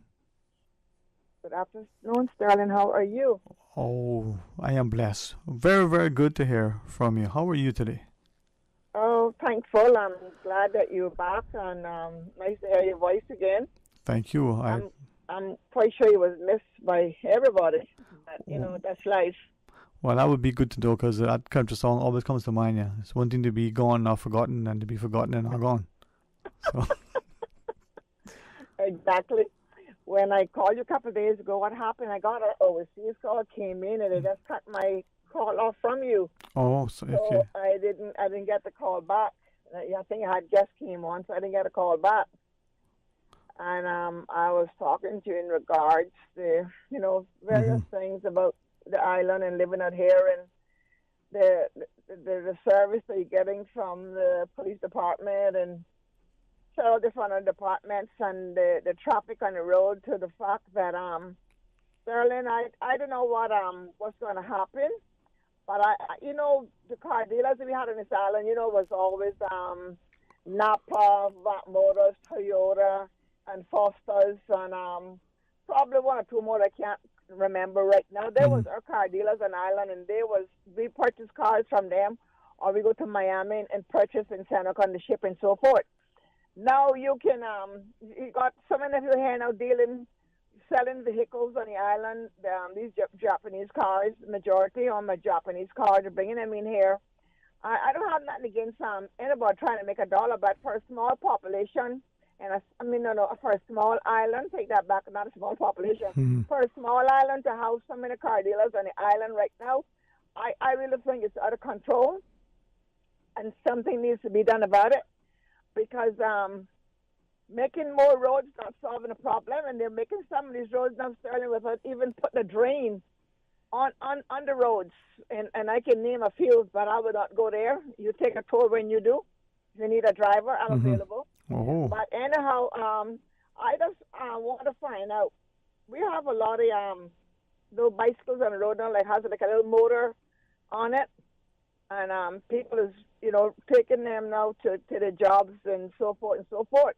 I just wonder if they're licensed and if they do have an insurance on them. Because, say, for example, right, a vehicle hits one of those little, I don't know what to call them. I would say like a little moped. If someone hits them now and mash up their little bike, and the person get really hurt or get killed, who hands does that lay into if they doesn't have an insurance or a license on that motorbike? Does it fall on the driver, even if they were not in the wrong? You think you could answer that, or you wouldn't be able to answer that? Those are excellent questions, and I thank you for raising them. And for what it's worth, I've had that same question posed by many. Some have, just so to add to what you shared, have said, well, there are other issues, including, those who have other licensed vehicles, motorbikes, cars, and they pay government annual fee to be on the road. There's that requirement, as you said, to have insurance, for the vehicle to be licensed, and for you as the operator, the driver, to also be licensed.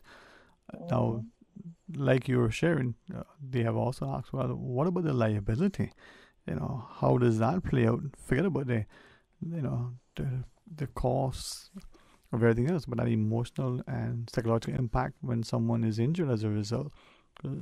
So how do we address it? I mean, what do we do?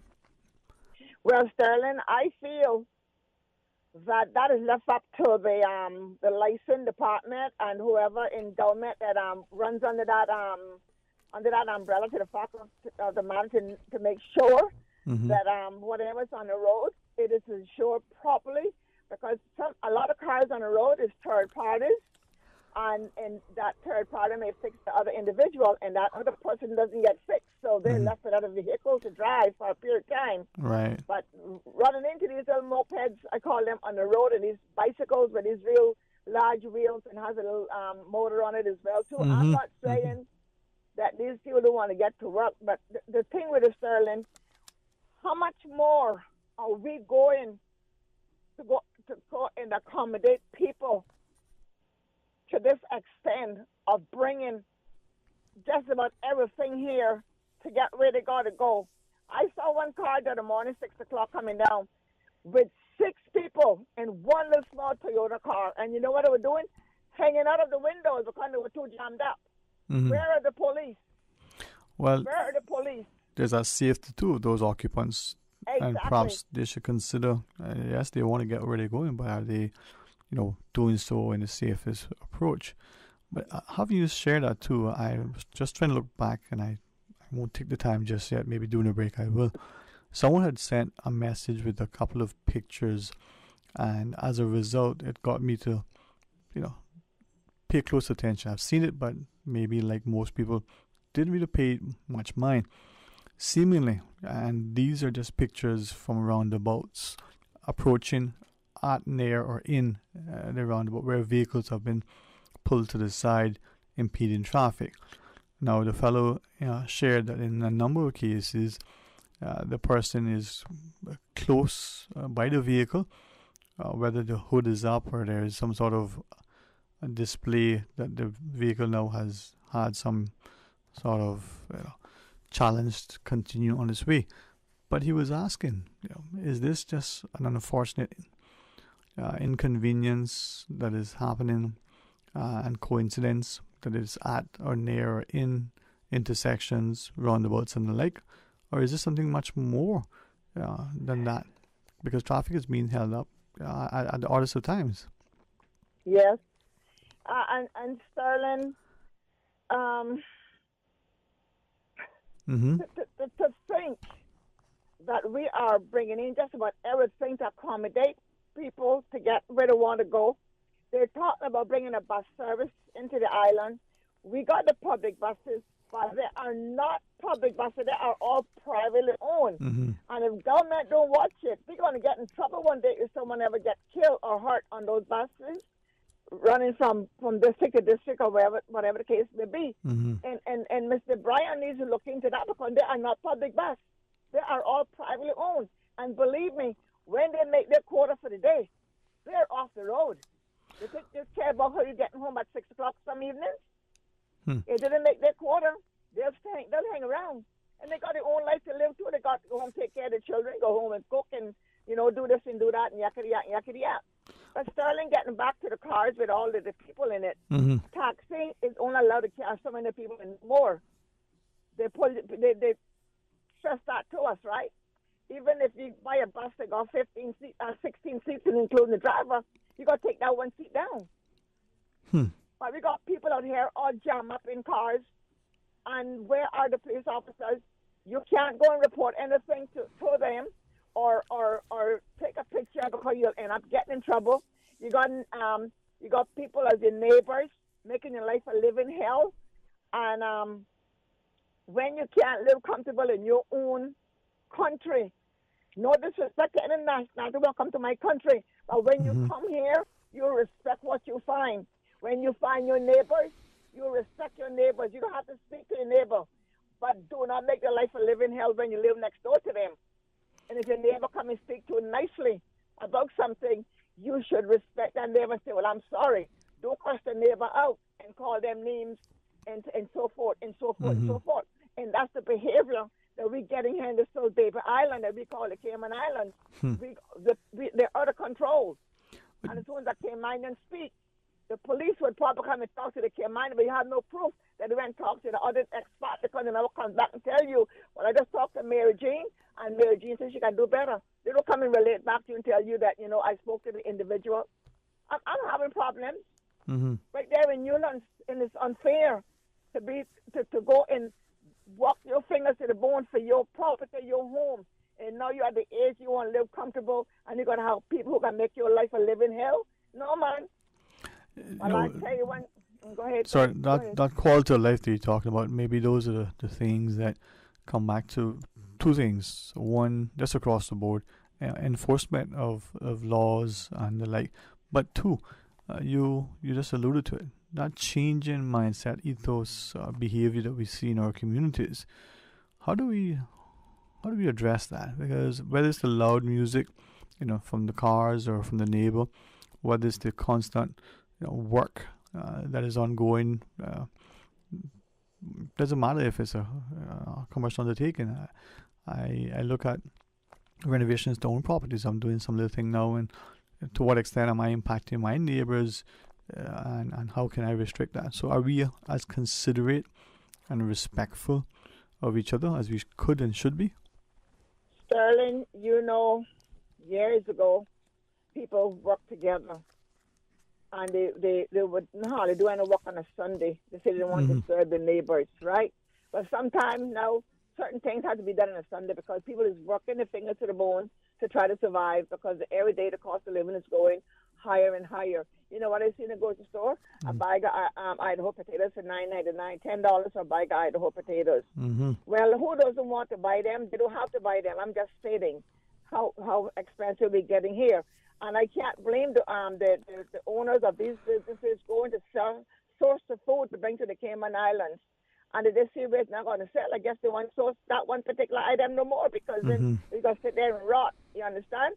So we got to appreciate this food surfing for this island as much as possible. But Sterling, I think that we need to cut back on all this licensing that license department is giving because they claim that that's part of the revenue.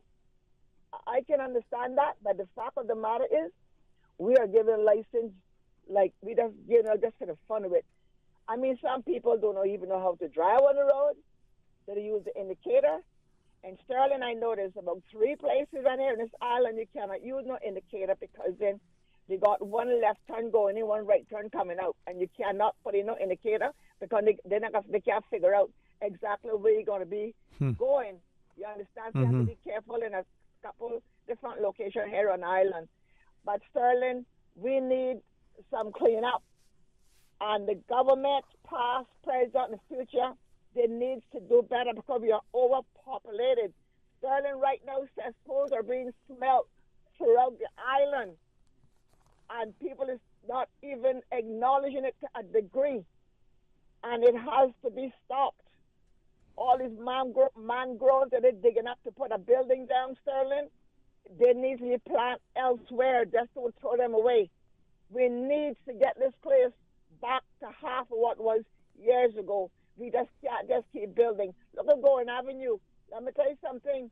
Another month from today, you're not going to be able to drive that road to get to Trofield School or that Kirk Mall or anything with a big truck and bulldozers going in there to drop their stuff off for that building to be put down there. It's going to be a chaos. People can get late for work and school many a days when that building really make a big swing on that Gordon Avenue Road. And we getting less and less roads in town to drive on. And the more roads we get east and west and north, they're just bottleneck and a bunch of confusion.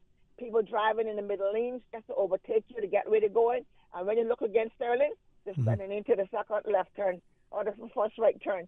What sense did you make for you pass me? You know what I mean? I don't know, Sterling, who's going to fix all this problem we're having out here. And I know our government has to be out here in the daytime see what's going on.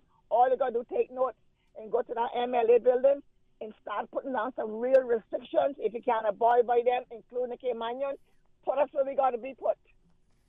And send us where we got to send us. But I think it's healthy and certainly helpful that we have people like you who are willing to share what is transpiring in our neighborhoods and our communities. I'm also prayerful that there may be people who are listening who are asking, well, what are some of the preemptive things we can do? But now that we've recognized some of these issues, how can we more positively engage? I mean, just take as an example. We see in the West Bay community, we saw the... Yes, well. I don't want to cut you short. We put the MLAs in every 4 years, right? Mm-hmm. So we give them the power to come out here and do the right thing for us that live here. Mm-hmm. Now, if we go to them now with anything, they look at it like we a bunch of idiots. And we're the same idiots that put them into the house, but yet they don't want to hear what we're going to say. They've got it all together, but yet our island is sliding from under us. We're going to wake up one morning and you're going to hear the Jack own my house, Dad own your house, Dick own your property. It is going to just go on, and we don't have nothing. We can be the one outside under the coconut trees and the mango trees, cleaning their toilets for them, and they're raking their yard. Probably won't have no lawns them days. They got probably beach sand in the yards and gravel, and we be out there raking and picking up leaves like I'm doing in my yard right now. That keeps you young and healthy, yeah? That physical activity with the fresh air and sunshine. Yeah, it does. Yes, but that's me. That's for me. Mm-hmm. And I'm not going to do for nobody else. And that's what they got to push us. They got to push us right there, Sterling. Yeah. So government got to take care of us on this island, and they need to do a better job than what they're doing. Not just this government. All of the government are gone, and who's coming. We need to get some serious heads inside there and stop saying that we need population. Yes, and it was already in the tunnel. We got to approve this building, and we got to approve that building. I just can't wait till next 2 years, or whatever it is the left of this government here to tell us, well, Jack had this in from McKeever days, Jack had this in from Alden days, and we have to approve it. So I want to know what they put in now since they've been, and got to go over to the next government to get approved and built and so forth. That's all you can hear. It goes from one government to the next. But yet they want to change certain things that the government has started publicly for us. They want to take it and turn it around into their liking. They gave us a park. They're not even got a decent bench in it. But yet they say go Wi-Fi. We're going to sit on the ground to do Wi-Fi. What's more important than a barbecue grill and a bench and some games for the kids to play or a slide for the kids to play on? Come on, man. Wi-Fi, that's what ruining our children today and adults and relationships. Right. You might be right about that. Hey, thanks very much, all right? Yes, we'll talk again. You take care. You too, and enjoy your gardening, and may it bring and bear great fruit. See you soon. Enjoy your weekend. All right. Let's pause, and when you come back, more talk today. Busy. Feel like there's not just enough hours in the day.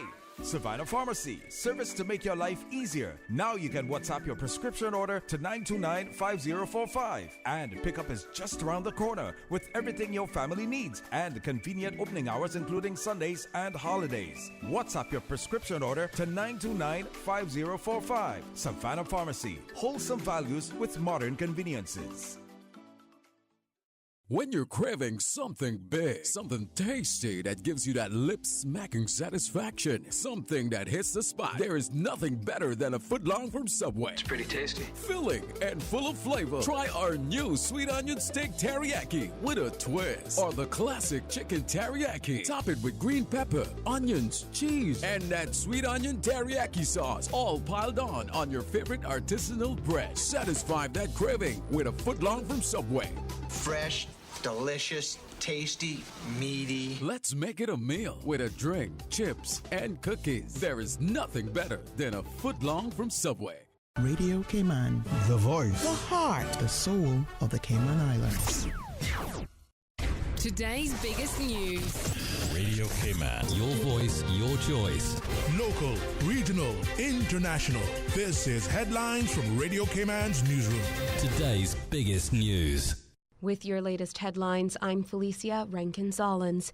Cayman Islands Institute of Professional Accountants leaders lauded 40 young Caymanians who reached academic milestones in their respective accounting careers during the 14th Annual SEPA Awards on September 24th at the Kimpton Seafire Resort. 3 special awards were also presented, with Claire O'Dea picking up the Rising Star Award, Stuart Broad the Outstanding Member Award, and Charles Bolland the Pioneer Award. In international news, about 20 members of a Jewish sect held at a facility in Mexico after a police raid on their jungle base have fled. Footage showed men, women, and children streaming out of the site in the west on Wednesday night. They had been there since the raid last Friday, when 2 members were arrested on suspicion of human trafficking and serious sexual offenses. The sect, Lev Tahor, is known for extremist practices and imposing a strict regime on its followers. Netflix's drama about serial killer Jeffrey Dahmer has attracted huge viewing figures, but also criticism from people who say it's insensitive. Dahmer killed 17 boys and young men, many of whom were black and gay between 1978 and 1991. The sister of one of his victims has described Monster, the Jeffrey Dahmer story, as harsh and careless. Rita Isbell, whose brother Errol Lindsay was 19 when he was killed, gave an emotional victim impact statement in court in 1992, but said she was not informed it would be recreated in Ryan Murphy's 10-part series. She said Netflix should have given some of the money from the show to the victims' children and grandchildren. These are your headlines. I'm Felicia Rankin-Zollins. For the latest in news and information, follow Radio Cayman on social media, Facebook, Instagram, Twitter. Download the Radio Cayman app or log on to our website, radiocayman.gov.ky. For medical lab services in Cayman, go straight to MedLab. For a full range of medical services, pleasant, clean and comfortable environment, no long lines and affordable fees, visit MedLab at the Smith Road Plaza. Open Monday to Friday, 8:30 a.m. to 5 p.m. and half day on Saturdays. Call 949-7331 to make your appointment. For medical lab services in Cayman, MedLab. Ask our professional team about the benefits of cutting-edge technology with MedLab's new state-of-the-art digital mammogram machine. 60 and bossy with JN money. When a trip it easy, trust me. Yeah. Come on, just send some money. I instant entry. Look how you're lucky. Bossy, JN money, bossy. JN money, send you go a yard. Scene, bossy. Jamaica well bossy. 60 and bossy. We well proud. Celebrate Jamaica 60 with JN money for a chance to win a dream vacation for 2 to Jamaica, including airfare, resort stay, and more. Send money for a chance to win. Your loved ones will also be entered for a chance to win a brand new car. Competition runs from now until December 24th. JN Money 60 and bossy enough. Call 345-945-2014 for details. Available at JN Money locations across the Cayman Islands. Bossy, Jamaica well bossy, 60 and bossy. No JN bank account required. Freedom, Cayman Rack. Freedom, Little Cayman. Soft breezes, blue waters, no traffic. Unwind and rejuvenate your mind, body, and soul. Sister Island Staycations, a taste of freedom. Discover all that our sister islands have to offer. Talk today. But I do have some questions. Talk today. Cayman Islands' foremost listeners' participation program. Talk today. Because there are more questions than answers. What the public is saying. Waiting to take your calls right now. Sterling Dwayne Ebanks.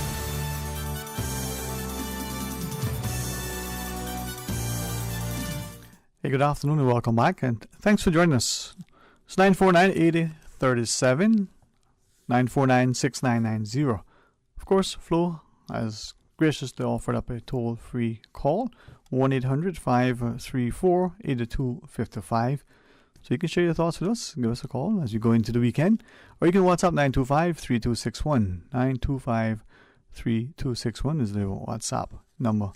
Whether it's a voice note or otherwise, you can share your thoughts with us. And again, thanks to the Lions Club of Grand Cayman and to all, individually and collectively, the corporate sponsorship and otherwise, for supporting their annual PACE event, focusing on prostate, colon and testicular cancer. So it's happening Sunday from the Lions Center, start and finish. So a wonderful opportunity to fellowship and to maybe continue your exercise regime, the mental, physical component, but also seeing the need to support others who, through your example, might take a greater interest in their own health. So whether you want to do the 5K walk, the 10K run, or ride your bikes and do the 25K bike ride, for $25, it's a wonderful way to share your resources to benefit not just Jasmine, not just the Cancer Society, but the ongoing initiatives of the Lions Club of Grand Cayman. And perhaps you want to register tomorrow morning at the Lions Center, be a part of their, quarterly breakfast. I think that in and of itself is a phenomenal undertaking. Or for many, it's probably their treat for the quarter, their way to reconnect with others. So whether you hang around or whether you get it to go, well, it's always a good way to show your support. All right. It's the last day of this month of September. We are eternally grateful for the continued prayers of so many and the mercies from on high. As we see the passage of the last Hurricane Ian, someone said, Hurricane Ian and Hurricane Ivan, I think of it, it's just the V that is different, and when you put the V together, you can see prayerful hands. So look at it from a different perspective, and from increasing awareness of how we can see through proper planning and preparation, we can take the necessary precautions and hopefully improve our chances of emerging safely. But its impact has affected those in Cuba and in Florida. For many of us, we are grateful that it was a minimal here, but we're still very much inclined to be supportive and as prayerful for those who have been affected, and maybe there's a way we can. Well, anything on your mind that you want to share a thought? What about focusing specifically within our own communities? I commend the many citizens who go out on a regular basis and physically help to pick up the litter, clean the streets and the byways and the like. We know that the Honorable Tourism Minister had organized an event recently within Georgetown. We know that within West Bay, there's this continuing effort on part of many citizens. Almost every 2 weeks you can see it. But what is interesting, and that despite the efforts of so many, it seems that, as some would share, you could go at 5, 6 o'clock in the morning, put in 2, 3, 4 hours, really make a noticeable difference in the amount of garbage that is removed from the sides of the roads, from the nearby bushes, and sometimes, assisting people because their garbage area isn't well kept, or perhaps no matter what they try to do, passers-by will see if they can use it for target practice, or it could just be not properly secured, but you clean it up because it makes the space look much better. But then the next day, or in some cases that very same day, it doesn't look like anyone did any cleaning. And I had a photo, not able to share with you, but just as a way to describe it. And I'm told that like vehicles that are being left and abandoned to be scrapped and discarded, we're seeing increasingly people doing the same thing with their household appliances, doing the same thing with their household furniture, and they're just being left, perhaps conveniently, hopefully. It may be the thought that when man's junk is another man's treasure, perhaps, or maybe it's the expectation that it'll be collected by the authorities, or maybe it's something much more. But in any event, whether it's the car or the household appliances or the household furniture, it's just left along the roadside. Some of you may have seen it along the major thoroughfares and wonder, well, why would someone leave a sofa there? Well, sadly, if you happen to go into the West Bay District and you were driving along Garson Smith Drive, perhaps you heading out to the Edgeworth Stadium, where you're seeing on the side of the road, appliances just seeming out of thin air just appear. Now, is that something that is prearranged and you bring it to this point and I take it from there? Is it that someone was paid to discard it and they've thought, well, they didn't tell me how, so this is as good as any? Or is it that someone says, well, you know what, I get it this far, someone else will take it the rest of the way? Whatever the motivation. And I should to ask, is it a way that we could help people to properly and safely dispose of their items, whether it's the cars or it's the appliances and other household items? Is it the cost that is an impediment? Is it the issue with physically moving the thing?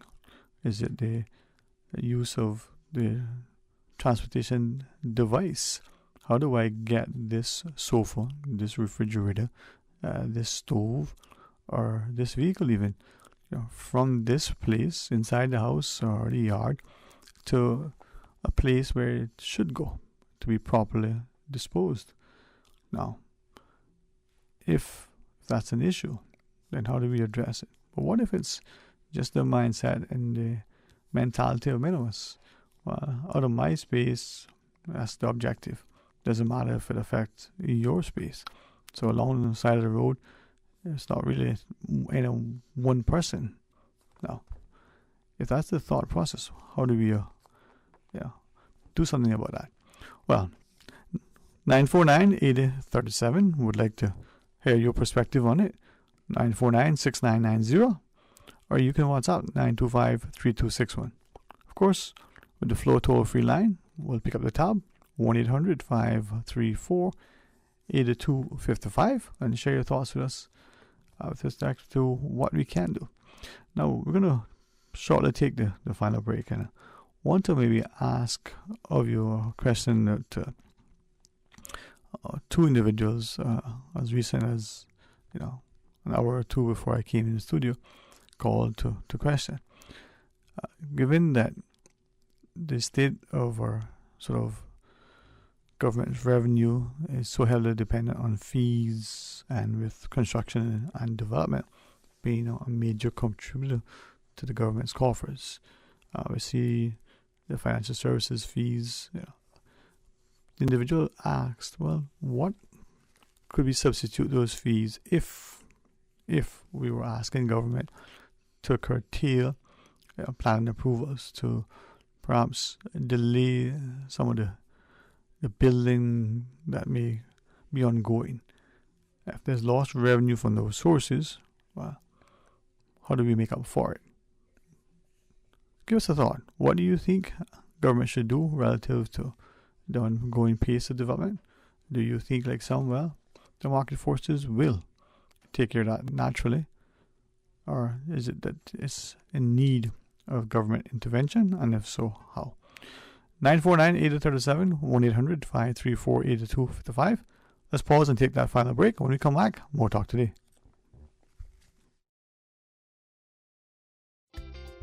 For medical lab services in Cayman, go straight to MedLab. For a full range of medical services, pleasant, clean and comfortable environment, no long lines and affordable fees, visit MedLab at the Smith Road Plaza. Open Monday to Friday, 8:30 a.m. to 5 p.m. and half day on Saturdays. Call 949-7331 to make your appointments. For medical lab services in Cayman, MedLab.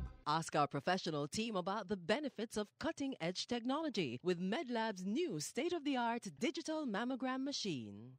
A caring and community spirit, cherished family and cultural values. These are some of the things that still embodies the Caymanian way of life in the Eastern Districts today. Savannah Pharmacy, your neighborhood pharmacy, located in Countryside Shopping Village, is delighted to offer products and services of real value. Whether it's catering to your family's medical needs or carrying apparel, gifts, and beauty products, Savannah Pharmacy provides you with more than just prescriptions. Remember, they're always just around the corner with with everything your family needs and convenient opening hours, including Sundays and holidays. Savannah Pharmacy. For more information, call 946-3336.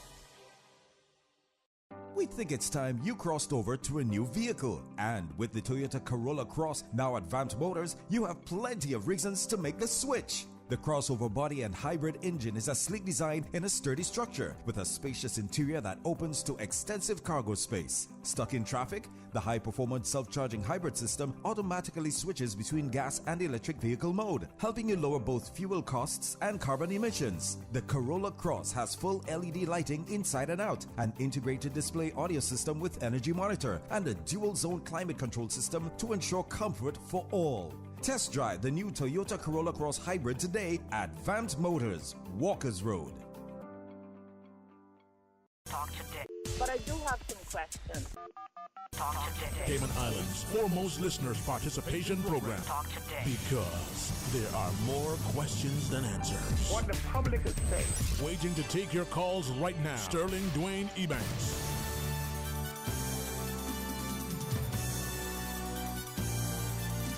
Hey, good afternoon and welcome back, and thanks for joining us. 1-800-534-TALK, 1-800-534-8255, or 949-8837, or 949-6990. Of course, you can WhatsApp 925-3261. Send a voice note if you wish. And we have a listener who has done just that. So we invite you to join us as we listen to this voice note and hear what our listeners have to share. So to do a voice note likewise, 925-3261. We'll cue that up in a bit when Miss Susan is ready, and we'll listen to what this caller has to share relative to the points. But like many who are asking, how is it that a country with this, relatively speaking, small land mass and small sort of population base seem to have such increasing traffic congestion, and why is it seemingly in a possible endeavor to A, do something about it, and B, for people to even talk publicly without it resolving into some sort of notion that people are being divided because they have dissenting or different views. So, to send us a voice note, 925-3261, or to just WhatsApp 925-3261, but to call us 1-800-534-8255, or you can dial 949-6990, or 949-8037, and share your thoughts with us as well. 949-8037, or 1-800-534-TALK, and share your thoughts with us. All right. Ms. Susan, that voice note whenever you're ready. We can have our listeners perhaps weigh in on this caller's comments as he shared his perspective. 949-8037, or 1-800-534-8255. Now, while we wait for that voice note, we will perhaps share with you one other quick comment. And I was trying to talk and read it over again to see if it's worth the perspective of being paraphrased or read verbatim, in that the small exchange with this listener leaves us to the perspective that from this listener's sort of viewpoint, that Cayman as a whole isn't clearly communicating what it is that it's about. And as people come, for some, the immigration system, and given the exchange back and forth with the listener, the immigration system as is seems to create, or has by default created, the mindset in some that they'll be here until they're not, and they'll make that extend for as long as possible. but depending on their employment from the financial perspective as well as the position, they may not necessarily be able to remain in the country for an extended period of time, but then have to take a needed break. The person in question, well, we thought that this rollover policy was abandoned. The caller, the listener asks, do we now need to make necessary amendments to the immigration law that would cater more fairly to people for whom qualifying for PR and the like would be, he, I believe, used the word easier, but perhaps equitable might be the word of choice.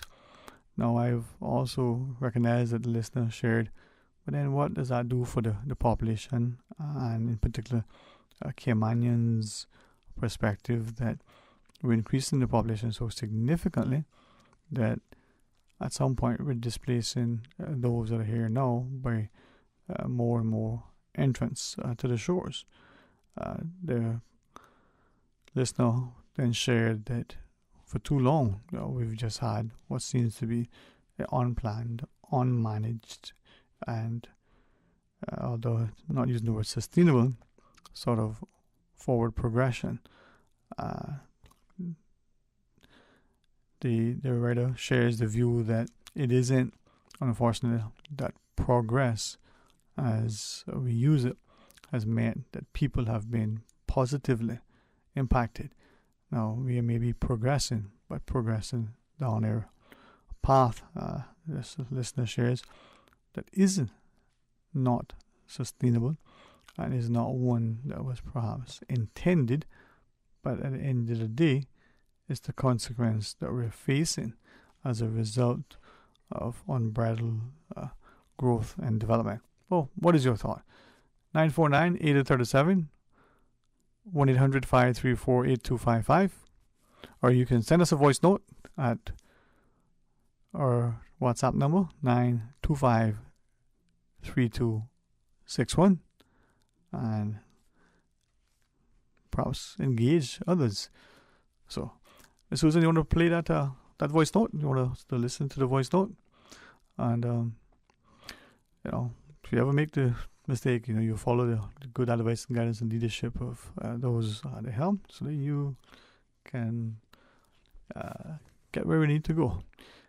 949-8037, 1-800-534-8255, or WhatsApp 925-3261, and share.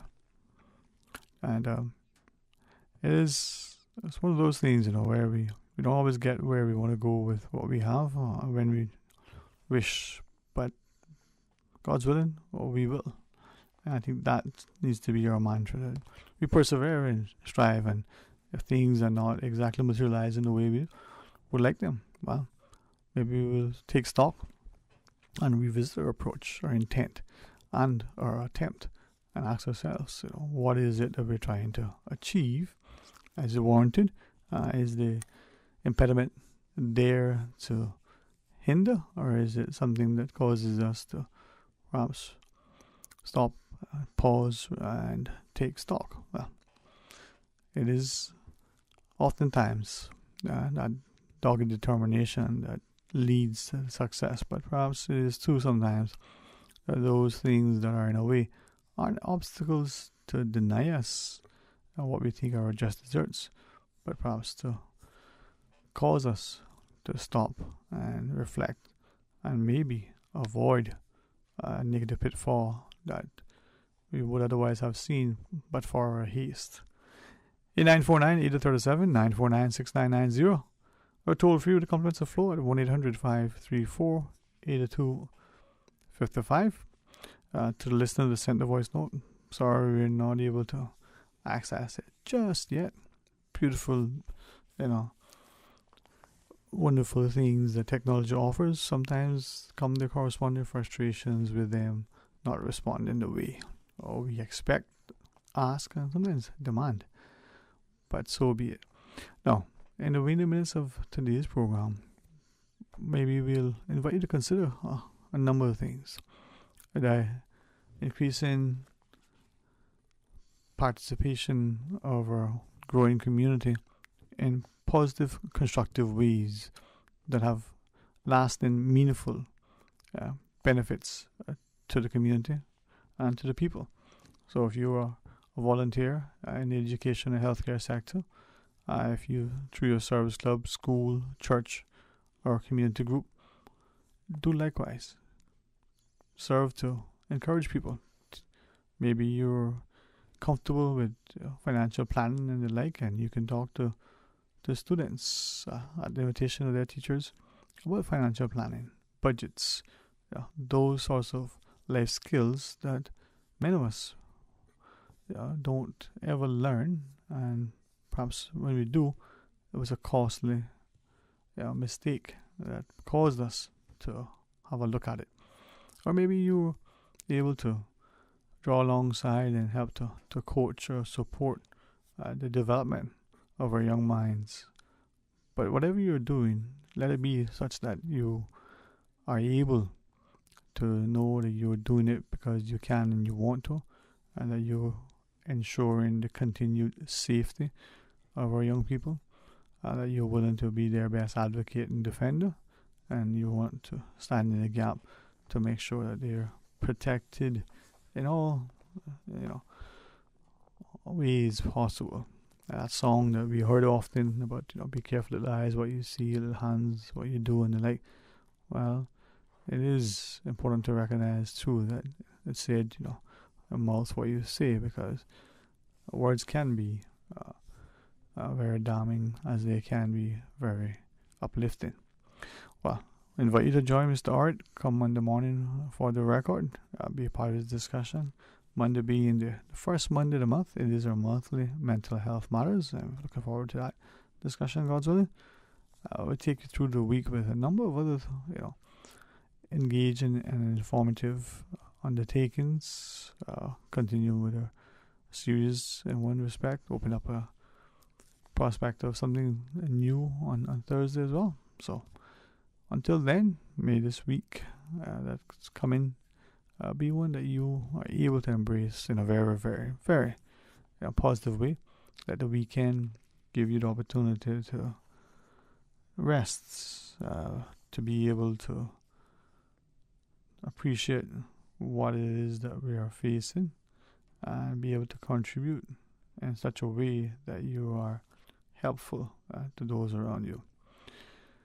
Now, let's share this let's share this WhatsApp message. So we're all seeing that financial institutions came on now hiring people from the Asian nations and offering allegedly lower salaries, and they've been getting paid that would outside their jurisdiction. Now, if this is happening from budgets that are managed overseas, are they also causing the quote-unquote watering down of the living salaries that are being paid to Cayman? And questions to what extent this is being monitored or tracked by the Cayman authorities. So as this listener shares, we found from others as well that a company hires and brings staff in. The staff is being paid from budgets that are set and managed in other jurisdictions than from here. Well, to what extent does that play out? All right, let's take this final call. Hey, good afternoon. Welcome. Thanks for calling. Hello, good afternoon. 1-800-534-8255 or 949-6990. Straight the phones. Good afternoon. Good afternoon, Sterling. Welcome back. Hey, good afternoon. Glad that you were there. Dorothy. How are you, Miss Arthur? How are you? I am doing well, thanks. Your final thought for the day really resonated with me. I know today, because most of my life I've always been involved in volunteering. That has been my passion. From I don't know how old I was, but I remember joining clubs sometime I was 18. I've been in service clubs, been president, secretary, director, founder, lots of things. and I'm still doing it. But there's one thing when you say, we need the community needs to think about more of volunteering and all. It's not always. I know sometimes we're going through some hardships right now, but not always for a gain. I just spent I was rushing to the supermarket and back home to get lunch and so forth. And I was walking one supermarket parking lot. I said, oh, I can't walk back to put my cart in where you deposit, where you leave it. And I decided, no, let me do it. Let me just take it back because it might be in someone's way.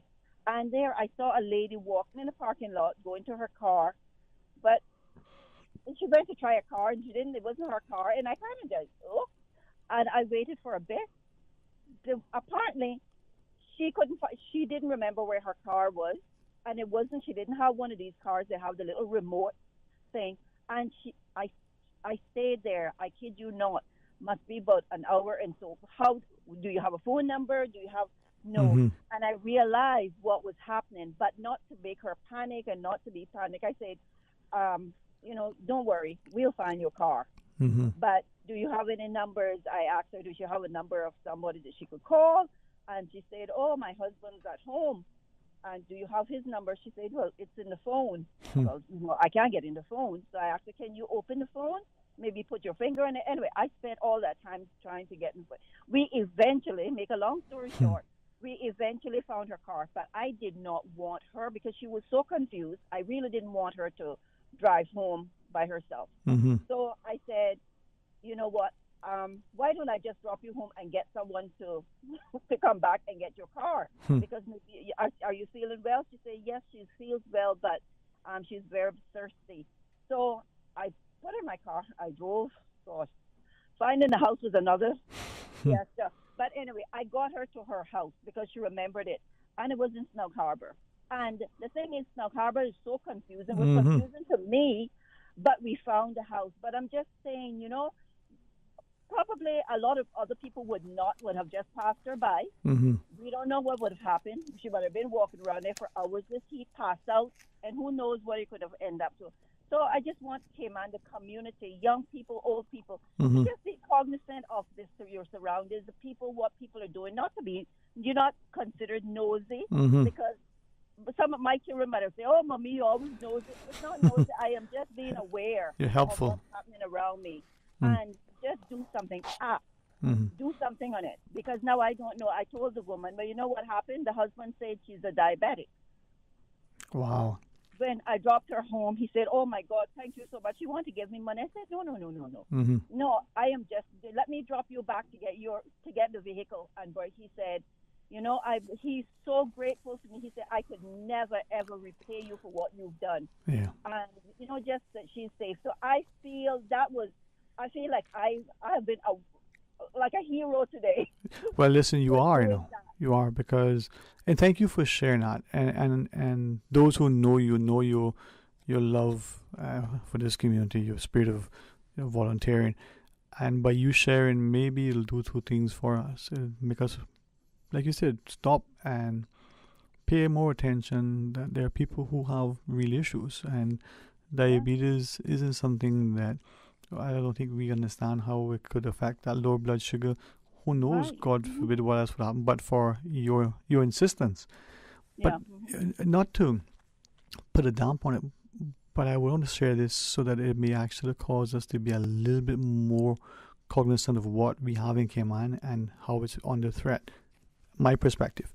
That level of love that you exhibit, that willingness to stay there and offer up, a loving, kind, safe, community spirit, service to others, we're losing that, and some of us are being taken advantage of it because others will come in and offer up something under the guise of being helpful, only to do something more sinister. And we need to make sure that isn't something that takes root in our community, and in fact we punish severely those individuals. As an example, the police report now where allegedly someone meets someone to sell a vehicle and is robbed. Well, could the police report be a little bit more specific? Could we identify the people that did that and make an example of them? Because that's no different than you in a position of trust. As a financial services provider, you have this fiduciary responsibility and you steal from your client, from your whichever. I mean, this is worse than that. Yeah. I tell you, it's some sad things are happening. Yeah. It's very frightening. I mean, frightening the things that are really happening on a little island. It's really sad. I even see now some of the things that are being offered with non-profit I told someone yesterday, I said, you know something, I mean, I can speak about dementia. You know, cancer was a money-making disease previously. Now dementia is the money-making disease. Everybody wants to get in on that wagon and charge for every service. Well, the Alzheimer's Association provide those services free of charge. We do home inspections. We do this. We do one-on-one consult. We don't have one person that gets paid for anything. I volunteer my whole day doing things to people with dementia, basically, you know, training caregivers, doing all these things, doing the home inspection. And you have companies now, they're charged for that. And they want to charge for that and so forth. But that's fine. People can make a business out of whatever they want to do. But, you know, it just shows how people then, I don't know, sometimes I find that they take advantage of a situation. You have to question, you know, how unconscionable some people seem to be. Like you said, you know, they take advantage of the vulnerable. And that sort of speaks to what I was thinking when you shared the example, when I talked about, you know, that kindness that exists. For us not to allow people to take advantage of that and abuse the safety that we enjoy, but not to take the safety for granted either. So your work with dementia is just a love that you have for people, and the Audacity initiative, Ms. Dorothy, just shows you what we can do when people have the heart of service like you do. You know? Yeah. Yes, we just need more support, that's all. Yeah, well. Need the community support. And let me tell you, as long as there's breath in my body, God spares my life. I mean, I am going to see, I don't know how I'm going to get it, but we need a center of where a person can bring their mother, father, loved one when they're in a mild stage, not when they're bedridden and so forth. But where they can leave that person and say, you know, I need to leave mommy or my dad or whomever here for a few hours because I need a break. I need to go to work or whatever. And it's like a day center. They have them in all, I mean, I've traveled all over the place. The Caribbean have those everywhere that are not as profitable as the Cayman Islands. Why can't we have that? You know, I'm going to be knocking on doors, begging and whatever else. I mean, that is going to be a dream of mine before. Well, let me help you to realize that. Because I share your passion for it. So let me help you to realize that. I'm looking for your number now. I know I have it. But this phone is like... I'll WhatsApp it to you because I have yours. Yeah. 936-1655. Everybody knows that. I get calls all... Like last night at 10 o'clock, 10 something, I got a call with a lady. She said, oh, gosh, Miss Doris, sorry. I didn't mean to call you this time, but I had a question about, you know, my patient. She said, my patient, he wants to get up this time of night to go outside. What do I do? So we talked for a while, and I said, you know what? Maybe you made him sleep too late. So you have a porch. Just sit on the porch with him. Give him some warm milk. Give him something. Just talk soothingly to him. Read a story. Listen to music. Do something. Sit on the porch with him because she lives alone with him. I said, but it doesn't matter what time you call. You know, if I see it, I'll return because if somebody call at 10 o'clock at night, I'm assuming that person really want to talk to me. Yeah, that's right. So I just returned the call. Well, you're a blessing, God sent. So message me, okay? And actually, give me the number again, Miss Dorothy. Oh, so okay. Take care, right?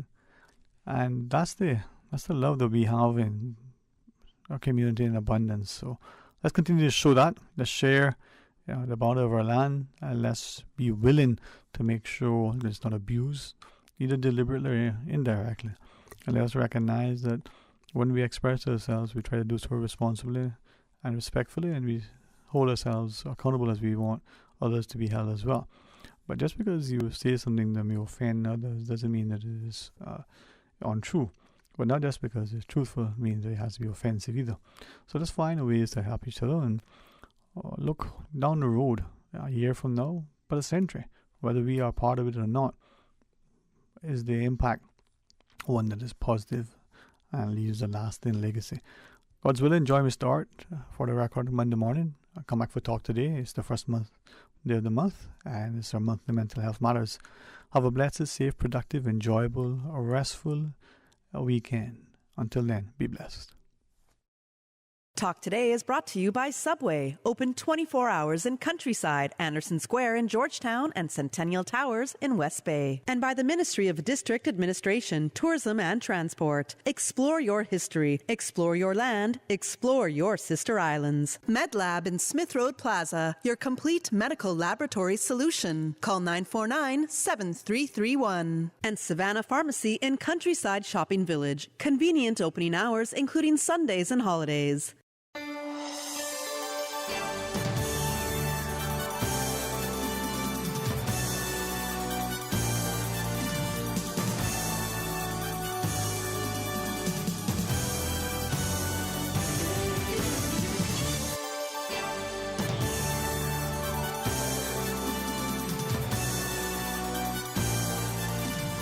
Six years. 3 beloved isles. 1 beloved station, Radio Cayman. The voice. The heart. The soul of the Cayman Islands.